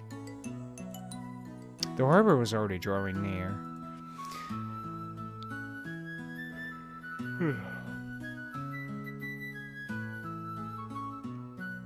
Oh, hey! I think we did get to the end of the chapter, or at least halfway through. Ooh. Quack. A new trophy. October 4th, 1986, 10:30. The boat gave a big shudder. Seems we've docked at the harbor. The boat driver came out and jumped to the pier of the mooring rope. A large man in a tuxedo was waiting there for us with a warm smile on face. I didn't know him, but judging by his clothes, I guess that he was a servant of the Ushiromiya head house. お嬢様、お帰りなさいませ。だいぶ遅かったので心配しておりました。うん、心配ありがとう。バトラのやつが怖がっちゃってよ。それで徐行運転だったってわけ。マジでうぜえぜ。うるせえ。いつか逆の立場になったら覚えてろ。At this rate, the world spread around the entire family and I'd become the big conversation piece during dinner. But even without this, everyone would be talking about me because of that 6-year gap, but now I've provided them with an even juicier topic. Damn it, why does the my main family have to live on this isolated island? In the meantime, the boat had finished its mooring. A small plank was lowered so we could get down. One by one, our parents came out of the boat. 皆様、長旅お疲れ様でした。奥様、お手をどうぞ。Toshiro. ありがとう。Toshiro? お久しぶりね。ゴーダさんもお元気？ありがとうございます。おかげさまで毎日元気にお勤めをさせていただいております。バトラ君はゴーダさんとは初対面じゃない？確か6年前はお勤めじゃなかったですよね。はい。ですので、バトラ様とは初めてご挨拶させていただきます。Alright, so it's a new butler who recently started working at the mansion, so he's going to kill the grandfather to get the money. はじめまして、バトラ様。Oh god, I'm so good at solving mysteries. 俺もタッパには多少の自信があったんだが、でっけえ人だな。紛れもなく初対面だぜ。こんな大男あったら絶対忘れないさ。He's fucking wide as hell. どうも、はじめまして。バトラス。お待ち申し上げておりました。一昨年から後宮本家にお仕えさせていただいております使用人のゴーダと申します。どうぞよろしくお願いいたします。何かご用命がございましたらいつでもお申し付けください。ゴーダさん、お久しぶりです。ジョージ様、ご無沙汰をいたしております。お手をどうぞ。あんた相変わらず大した接客のプロや。もし食に困ったらいつでもわしに声をかけるんやで。いつでも雇ったろ。これは身に余る光栄です。どうぞお手を、秀吉様。Goda-san then went a hand to everyone as they disembarked, greeting them as they passed. His speech and mannerisms had the refined polish of a professional. He was very graceful, in contrast with his initially rough-looking appearance. His large size made him seem a bit scary at first, but he was much more polite than my first impression of him had led me to believe. He claimed to have served on the island for 2 years, but he had doubtless worked at similar jobs somewhere before. After everybody disembarked, the mooring rope was untied and the boat started to steer away from the harbor, never to be seen again. What? It was probably returning to its home port of Nijima. The captain waved his hand in farewell. Maria consciously waved back. なんだかさっきから違和感があると思ったら、海猫の声を聞いてないぜ。海猫？鳥のか？ Remember that whenever we came to this island, the seagulls always welcomed us with their wavy nah nah cries. And because of that, whenever I hear the cries of the seagulls in any other place, I get the feeling that I've come to a family confluence. So it's not Higurashi this time, it's seagulls. Except for the small part of the island where those of the Ushiromiya head house with Rokkenjima had been left uncultivated, apparently transforming into a paradise for wild birds. Seemingly, some cliff face or other had become home to a huge seagull colony, and so this island was always full of them. Since those seagulls didn't come to greet us, I felt a bit one way. どうしたのバトラ君。ああ、ローザおばさん。いやー、別に。海猫の声が聞こえないんで、なんか寂しいなーって。あら、そういえばそうね。いっつも賑やかなのに、今日はさっぱりいないわね。どうして海猫いない？海猫たちも今日はよそで集まりがあるからかな。マリアも海猫見たかったの？ Yet another foreboding omen. 見たかった。なんだってこうもまるっきりいねえんだ。ジェシカがみんな焼き鳥にして食っちまったんかな。物騒なこと言うんじゃねえ。Seagull kebab. マリアが勘違いするだろ。ジェシカお姉ちゃんが焼き鳥にした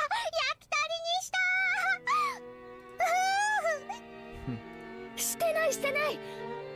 そんなの私がするわけねえだろ。そうだそうだ、ジェシカが焼き鳥にしたんだ。皮につくねにレバーにネギマン、皮にくつねりレバーにネギマン。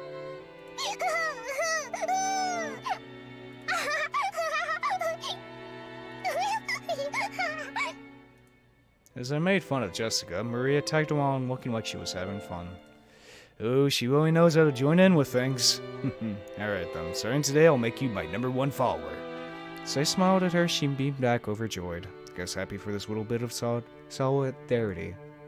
違うよ、マリアちゃん。野鳥って天気や気圧の変化に敏感なんだそうだよ。今夜あたり天気が崩れそうだしね。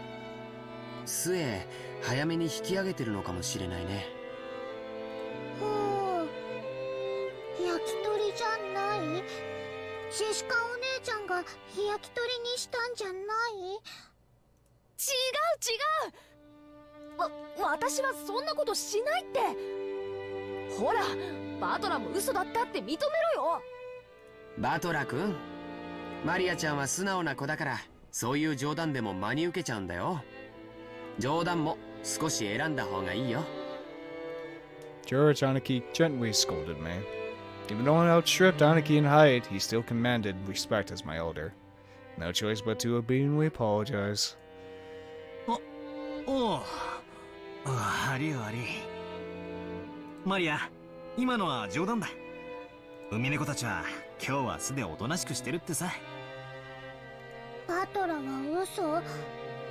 ジョージお兄ちゃんは本当？ Yin and yang. I was having fun, but you were actually just tricking me. Her pure eyes seemed to accuse me. Maybe I went a little overboard with her after all. ああ、そうだそうだ。ジョージ兄貴が言ったのが本当だ。天気が悪いんで今日は引き上げたんだろうよ。いなくなったわけじゃないんだぜ。ね、おばさん。そうよ。明日以降天気が良くなったらきっと戻ってきてニャーニャーと声を聞かせてくれるわ。天気良くなって戻ってくるの待つ。明日まで待つ。天気良くなるまで待つ。Maria's mood widened and she started looking forward to tomorrow when the seagulls would come back and fill the skies.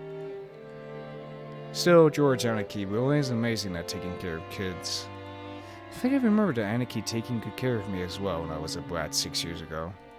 I think he might have quite some talent for this kind of thing. ジョージ君は小さい子の面倒を見るのがうまいわね。保育士さんでも務められるんじゃない？なあ、ジョージ兄さんの転職っぽいぜ。私的には社長室でビジネスってよりそっちの方が兄さんのイメージだぜ。まさか保育士さんは立派なお仕事だよ。単なる子供好き程度に務まる仕事じゃないね。本当にジョージ君は謙虚ね。でもバトラ君も子供のあやし方が上手よ。さっきはほんの少しの間だけどマリアとっても楽しそうだった。これからも今みたいに遊んであげてね。冗談は選んでだけど。Auntie Rosa winked at me, giggling a little. A real mother, I thought to myself, who's happy that Maria looks like she's having fun. おいローザ、それにガキどもも何やってんだ。行くぞ。はいはい、今行きます。 The old bastard was begging us to hurry up. We better get moving. It's not like I'd be too late to have the same discussion after we got our luggage in our rooms. それでは皆様、お泊まりのゲストハウスの方へご案内させていただきます。どうぞこちらへ。Goda-san called to everyone and started reading us. Komasawa-san brought up the rear. Up we go into a mysterious new world. A serpentine, twisting path led through a dim forest. It ran a bit uphill. I guess the path was made twisting so that the slope wouldn't be felt too much. But personally, I'd been happier if they'd been man enough to make some stairs in a straight line. No doubt they made the path twisting on purpose to put on the airs of distance and importance. Before long, we saw garden-style stone steps. Oh, again, here we go with stone steps. Now I remember how it goes from here. Go up these and...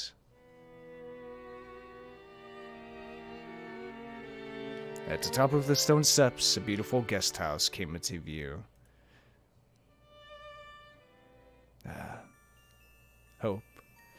Its facade was lovely, of course, but even more than that, we couldn't help but have our hearts stolen away by the splendor of that beautiful rose garden that spread before it. はあ、今年も相変わらず大したもんや。目の保養とはこのことやで。As they reached the top of the stone steps, the people welcomed in by the rose garden voiced their appreciation one after another. 今年は少し花に元気がないんじゃない？やっぱり夏があまり暑くなかったせいかしら。そのせいもあるかと思います。去年の先に比べると今年は少々実を取るのが残念です。 Even so, it was a delightful rose garden. I remember that huge amounts of roses used to greet me every year, even over 6 years ago. This rose garden was the first thing that greeted the people who came to Rokkenjima. Even our parents, who came every year, can't help but let their wonders slip out. And moreover, it even looked like a powered-up version of the garden from 6 years ago that was in my memories. いつ見てもすごいわね。自宅にこれだけのバラ園があったらさぞや素敵でしょうに。よせよ、誰が手入れすんだよ。バラは虫とか病気とか大変なんだぜ。そうね。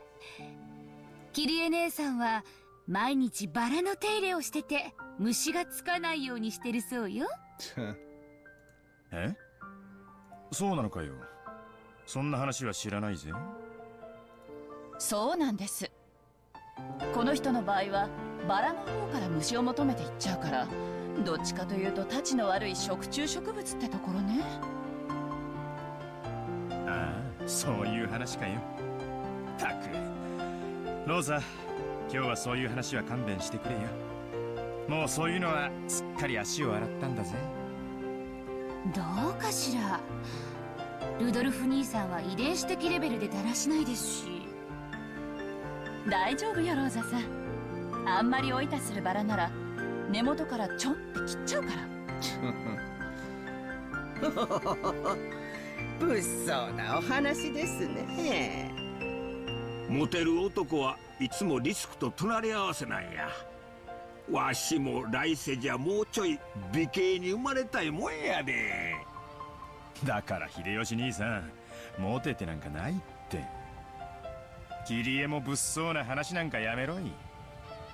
俺のバラがしおれちまったじゃね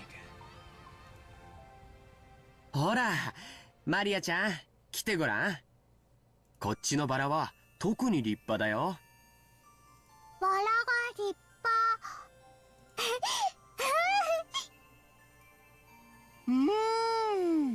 かぐわしい匂いだぜ。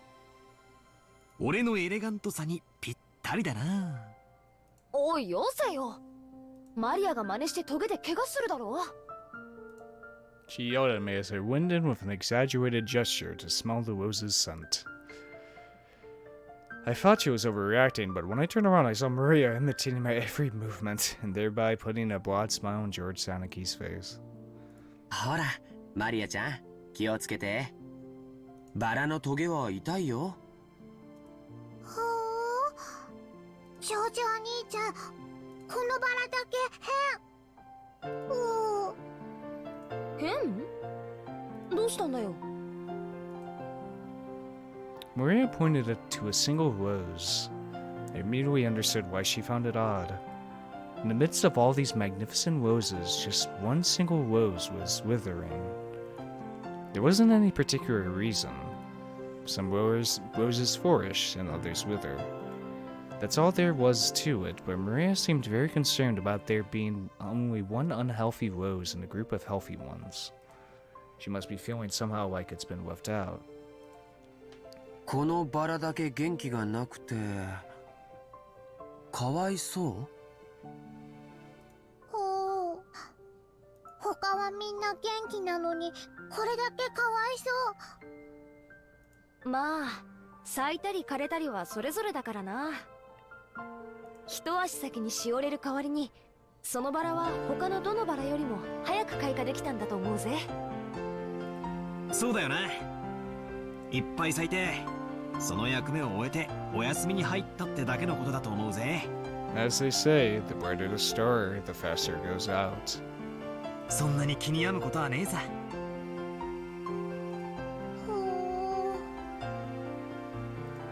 It seemed that Maria's pure, sensitive nature was making her feel some emotional pain for the rose that withered alone. Even though she understood the logic of it, it still felt lonely to her. じゃあマリアちゃん帰るまでの間このバラをお世話してあげるといいよ。George Aniki straightened up and felt around in his pocket. He then took out the wrapping from the candy he had eaten on the plan. He twisted it into a thin string and gently tied it to the rose as a sort of marker. へえ、なんだか可愛くなったね。これがこのバラの目印だよ。後でお水とかをあげに来てごらん。バラさんもきっと喜ぶと思うよ。お水とかをあげに来る。せっかくだからこのバラさんに何か名前をつけてあげるといいよ。そうするとバラさんも喜ぶと思うし、マリアちゃんと心もきっと通い合うと思うよ。名前。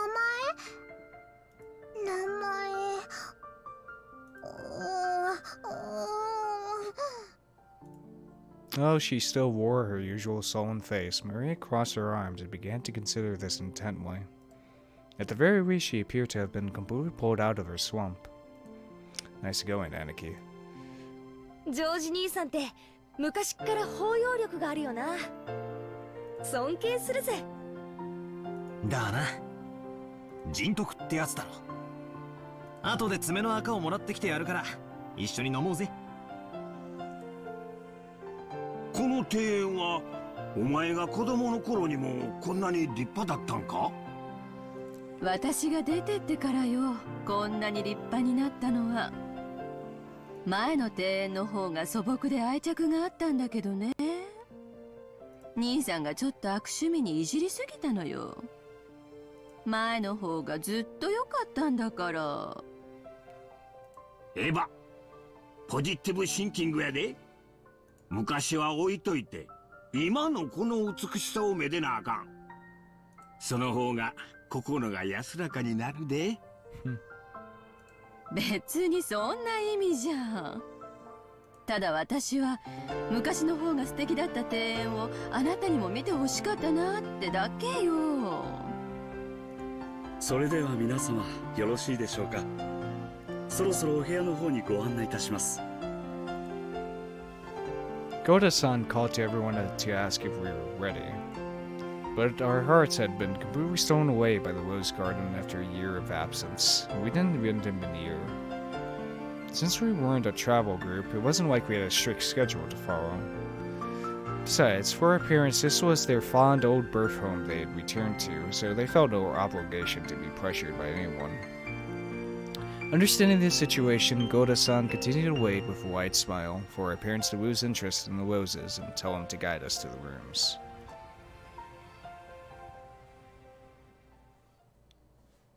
Well? おーい！カノン君やないか！久しぶりやな！元気か？ Cannon, okay. Uncle Hideyoshi suddenly shouted.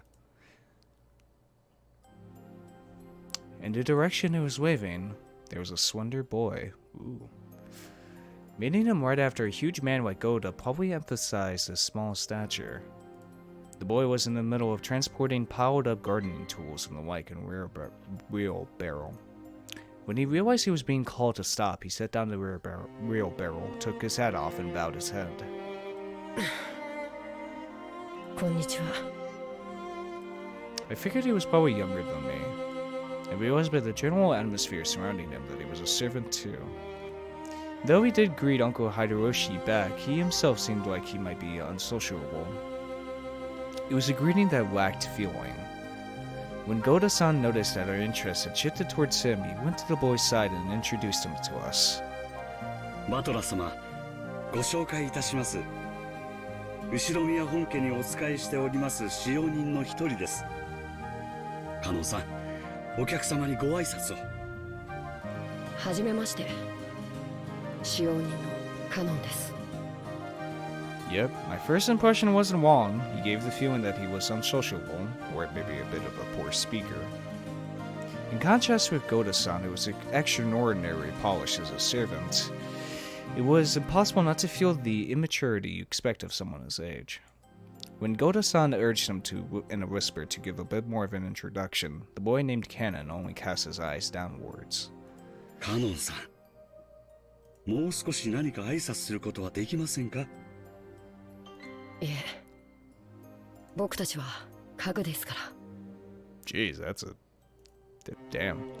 It seemed that he wasn't refusing to greet us out of spite, but whether he gave the impression that he didn't know what else to add to his greeting, so could do nothing other than stay silent. カ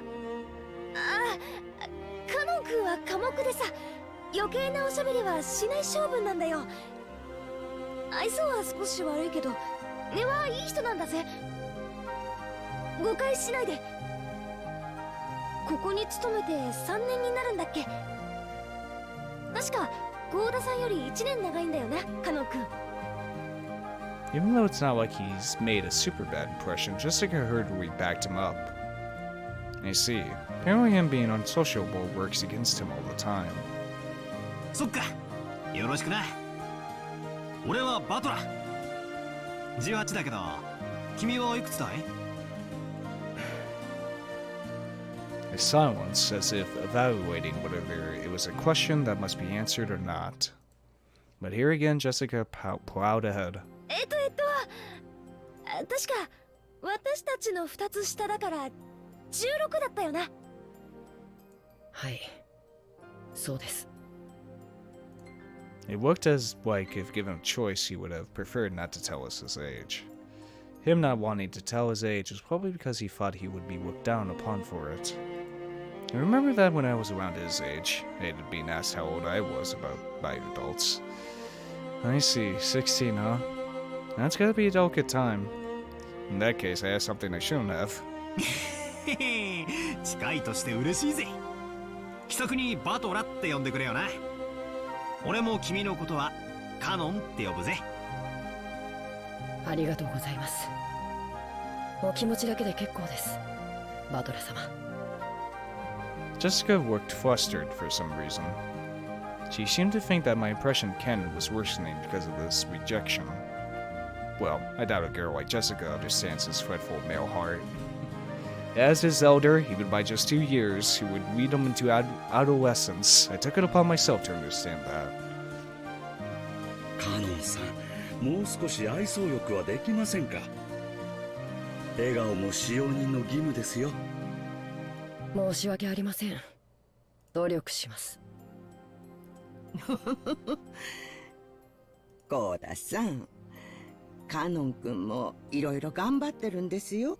I have to say, this game is fighting against that usual visual novel trope of a character's not important if they don't have a portrait, since literally every character I think come across has a fucking portrait. It seemed as though he was often warned about his discourtesy, and apparently he had improved a bit. Goda-san kept his business smile, but with a small sigh of resignation escape. それではまだ仕事がありますので、失礼します。It looked like Cannon himself was uncomfortable with remaining silent here any longer. After another prefectionary bow, he turned on his heels and started pushing the wheelbarrow again.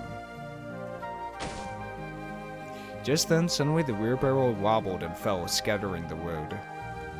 I guess the wheelbarrow with its single wheel caught on a pebble and lost its balance. 何をしてるんですか。ささ、早く片付けて。Goda-san urged him along in a low voice as if to remind him that it is a servant's shame to present a clumsy appearance in front of guests. Showing that he understood quite well without being told, Kanon-kun rigorously rewarded the wheelbarrow with the fallen objects. He seemed to be fine with the white-looking gardening tools, shovels, and such, but he looked like he was having trouble getting his arms around and lifting up some sacks of fertilizer. 大丈夫かよ、そそっかしいな。ほら。お嬢様、お召し物が汚れます。ここはお任せください。With an elegant gesture, Goda-san took the shovel that Jessica had picked up. At his back was the figure of Kanon-kun having trouble with the sacks of fertilizer. お召し物が汚れる？安心しろよ。俺が着てるのはそんなお上品なものじゃねえぜ。それによ。俺はレストランで落ちたフォークをウェイトレスに拾わせるってやつが大嫌いなんだ。He lifted up the other bags that had fallen. Of course, they weren't white, but for me it was a piece of cake. Kanon-kun turned his surprised eyes towards me. It was the face of one who would never have expected to receive help from a guest. バトラ様、結構です。僕が全てやりますので。That's Satoshi's VA. 気にすんな。こう見えても鍛え方が違うぜ。Kanon-kun looked like he hadn't yet gone through his growth spurt and was stuck with a sort of weak body. I guess that kind of weight is a bit much for him. 結構重いね。カノン君が苦労するのも無理はないよ。カノン君、気にしないで。これぞ俺の見せ場さ。これでさっきの船の分はチャラだよな。この程度のことじゃさっきの大騒ぎが帳消しになるもんかよ。カノン君にも後で教えてやるよ。バトラったら面白いんだぜ。落ちる落ちる。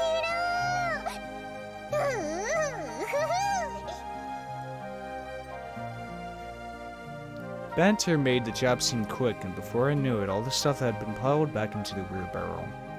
お見苦しいところをお見せして申し訳ございませんでした。ささもう結構ですよ。行ってください。Letting such a disgraceful thing be seen by the guests who were supposed to be made welcome must have been hideously embarrassing as a servant. Pressed by Goda to hurry up and exit, Kanon-kun left. ゴーダさんもいじめすぎよ。意地悪言わないで、あなたも手伝えばよかったんじゃない？これは至りませんで、誠に申し訳ございませんでした。Without even a twitch in a smile, Goda-san apologized elegantly. カノン君もええところはぎょうさんあるんやで。ただ若いんかの。いろいろと損をしとる。もったいないわ。気難しい年頃さ。そっとしといてやれよ。使用人は寡黙なくらいがちょうどいいさ。あ、熊沢さん。ルドルフ様は手厳しゅうございますこと。私ほど使用人で寡黙な者はおりませんとも。Everyone smiled warily at that shameless lie. Even she herself didn't believe that, not in their wildest dreams. She said that to loosen us all up. Yeah, that's the kind of character Kumasawa Bachan used to be. The mood that had stiffened the whittle was cleared up in a twinkling thanks to Kumasawa-san's cheerful smile. そろそろ荷物を置きたいわね。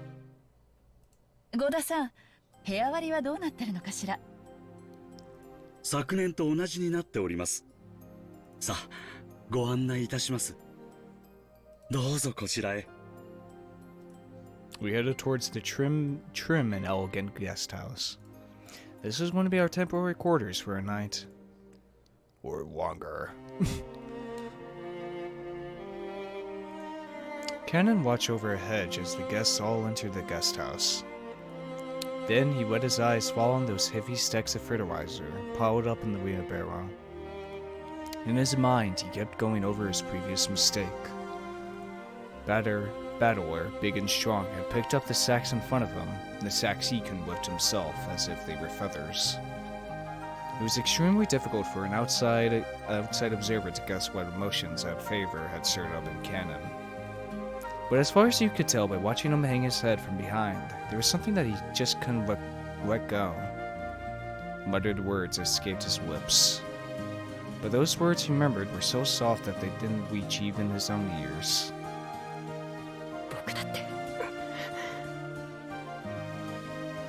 Cannon hung his head, slowly biting his lower lip. Even I. Interesting. バラの庭園は記憶にあったんだけどよ。このゲストハウスっつうのは記憶にねえな。これ建てたのは最近か？ Oh god. Toronian Visitor's Retreat was written on a gatepost-like thing, but since everyone called it the guest house, I followed their lead. The brand new Western-style guest house that stood overlooking the rose garden had a magnificent design carefully done in harmony with the garden. 正解だよ。建ったのはつい一昨年さ。それ以降は僕たちはこっちに泊めさせてもらってるんだよ。年季の入ったボロ屋敷よりこっちの方が好評みてえだしな。私も自分の部屋をこっちに持ちたいぜ。マリアも持ちたい。持ちたい。 I guess you could call my house upper class as well, but I was reminded again how completely ordinary it was compared to the Hat House. It showed a shocking display of wealth that they would build this kind of awesome guest house for guests who come over like once a year. エヴァ様、秀吉様、こちらのお部屋をお使いくださいませ。ルドルフ様、キリエ様はこちらのお部屋をお使いくださいませ。やっぱりここは綺麗で上品でいいわね。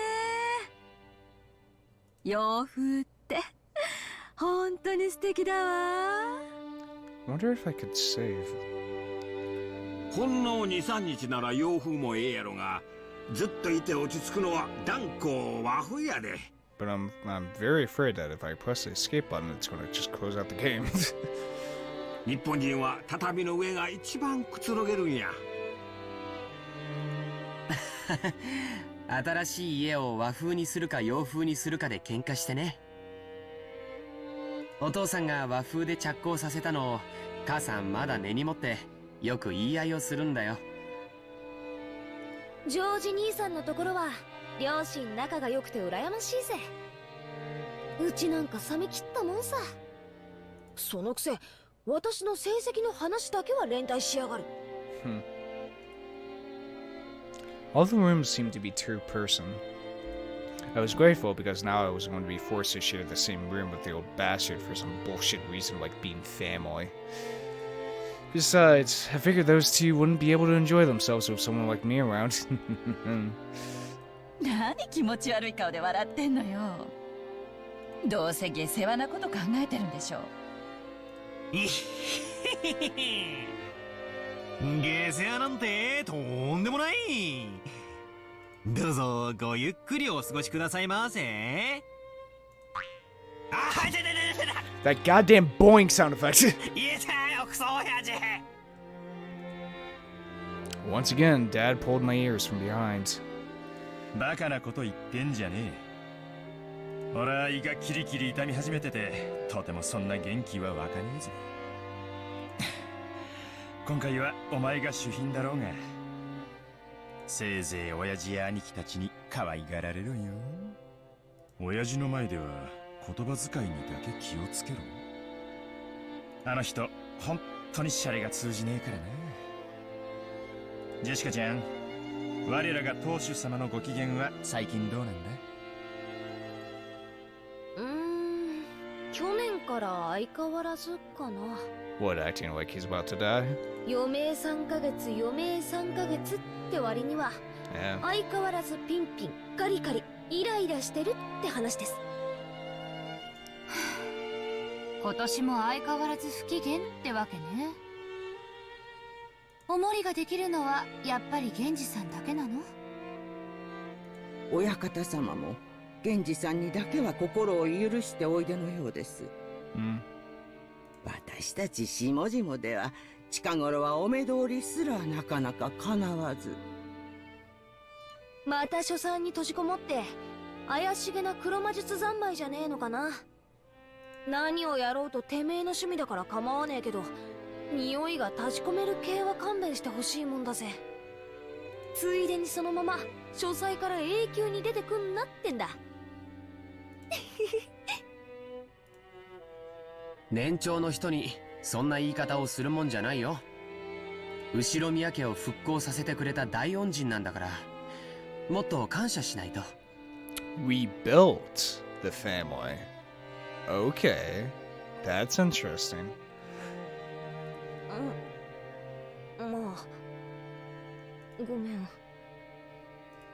After being rebuked by George Aniki, Jessica had no choice but to take back her thoughtless remark. The Ushiromiya family was wealthy beyond belief, but that of course meant that all its members were eccentric people, completely at odds with the rest of society. The head of the family, standing at its peak, in other words, our grandfather, seemed to be a particularly eccentric and terrifying person even for our family. Dad had said he was getting a stomachache earlier, but I guess that was all the adults who came here today were actually feeling. No doubt they were jealous of us, the grandchildren, just playing and laughing without a care. From the stories Dad told me, the head of the family was a violent man who'd rained blows on his sons with his own fist and even beat his daughters mercilessly with a wooden sword. Fuck. If he was such a staunch traditionalist with his kids, why wasn't he the same with their names? Because of that, even our grandkids have to suffer. Well, I have absolutely no trouble believing the terrifying image they paint of him. I don't have many memories of meeting him over the years, but I remember his face was full of menacing thunderclouds, always making the people around him shrink away with a sharp look. I remember that the room's atmosphere got so tense whenever I was around, he couldn't even breathe. What my dad said right now about me being the guest of honor now carries a little more oomph for me. 6年前は俺も小学生だったが、さすがに今は高校生だ。失礼のある態度なんか取ったら大変なことになるかもしれねえな。怖え怖え。確かにこわもてだけど、そんなに硬くなるほど怖い人じゃないよ。決して理不尽なことは言ってないもん。口下手なだけでちゃんと筋は通す人だよ。ジョージ兄さんは昔から成績優秀で一族の鏡じゃねえかよ。私たちとじゃじい様の待遇が全然違うぜ。私なんか木刀で引っ叩かれたことあるしよ。尻だぜ尻。それも乙女の生尻をよ。ジェシカちゃんは本家の跡取り娘だもん。おじい様も特に目をかけてくれてるんだよ。その厳しさは期待の気持ちの裏返しだと思わなくちゃ。冗談じゃねえぜ。その跡取りってやつはジョージ兄さんに譲るよ。私が担ぐにはちょいとしんどいぜ。I think I already said it before, but Jessica is the daughter who will inherit the head house. The pressure on her shoulders must be different from us cousins of the branch families. ジェシカお姉ちゃんが重い？マリアが持ったら軽くなる？うんサンキューな。大丈夫、マリアちゃんには押し付けねえよ。この十字架は私が墓まで背負ってくよ。安心しなって。 While grateful for Maria's innocent consideration, it seemed that Jessica could not easily rid herself of her anxiety for the future that remained visible in her face. I guess I'm no different. Any high schooler with exams looming ahead is bound to have an anxiety for the future that they can't hide. マリアいらっしゃい。お母さんとマリアはこの部屋よ。バトラ君は僕と一緒にこっちの部屋だってさ。おお Fucking Jesus, fucking gigantic. なになに、こりゃ驚いた。 For God's sake, there's free like king-size beds. Rich people. 親たちの部屋より広めじゃないのよ。わお。どうせいとこ同士で集まるだろうと思ってよ。大きめの部屋にするように言っておいたんだ。おお、マリアもこっちがいい。ママと一緒よりこっちがいい。おお。そうか、マリアもこっちがいいか。よし、ここは俺とジョージ兄貴の部屋だが、特別に出入りを許可してやろう。お母さんには内緒だぞ。内緒。 Her mother, Auntie Rosa, was right behind her, but Maria still answered, striking the air with her fists clenched tight. After her parents put the luggage in the rooms, they gathered again in the corridor. おいガキども、お前らはどうする？ここでいとこ同士おしゃべりでもしてるか？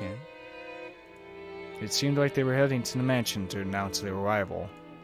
Normally, we would have to follow them and greet everyone together. But if that had been the case, I would have just said, you guys come too, and had been done with it. He's telling us that it's alright if we don't come, so what'll do? どうせもうすぐお昼や。子供はそこでくつろいでたらええ。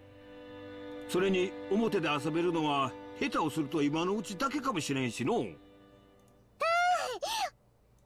アも行く。マリアはここでお留守番してなさい。いたずらをしないでおとなしく待ってるのよ。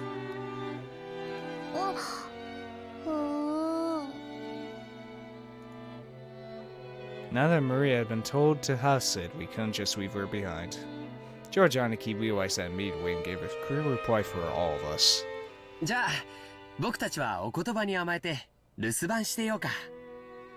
1年ぶりに積もる話もあるしね。それがいいわ。バトラ君なんか6年分積もってるんだしね。へいへい。お子ちゃまな俺はおとなしくお留守番してるぜ。熊沢さん、私もこっちに残るからよ。あとは大人に任せて若者は退散してるぜ。それがおよろしいでしょう。奥様にはそのようにお伝えいたします。それでは皆様、お屋敷の方へご案内させていただきます。どうぞこちらへ。他の子はともかくジョージは成人してるんだから連れて行った方がいいんじゃない？そんなんでジョージだけ仲間外れはかわいそうやで。いとこ同士の交流も大事や。ほな行ってくるで。 The adults left one after the other. Like the time he had guided us from the harbor, Goda-san went ahead with Kurosawa-san at the rear. As we gathered in the customs rooms assigned to us, George Aniki asked us to excuse him for a second. Okay, let me try out something. Oh, the exit just... Hey, this is good thumbnail material. Okay.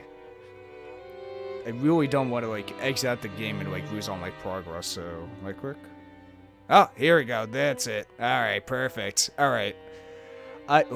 Total quicks! Oh my god, we're already at 1,000. Oh, Jesus. Okay. Oh, we got a character? Oh, we got a characters list? Oh, okay. This is actually very useful. Oh, this is actually very cool. Okay, that's neat. Okay. Okay, so episode 1, chapter 2. Okay. Wait, we're already at oh, what do we have no like save points in between chapters? I guess not. But yeah, I think I'm going to end this now since we're at 2 fucking hours. You guys probably don't mind, but I don't know, for a first episode, I don't think it's supposed to be 2 hours. But anyway, we have been introduced to a new gigantic cast of characters with an interesting family lineage to follow up on. So yeah, I hope you guys enjoyed this type of content. If you did, hit that subscribe button. If you liked it, hit the like button. Want to tell me something, put it down in the comments below. Want to check out the Discord server I hang out in, or my Twitter, check the description below. And yeah, this has been Voidlego. I'll see you guys next time. See ya!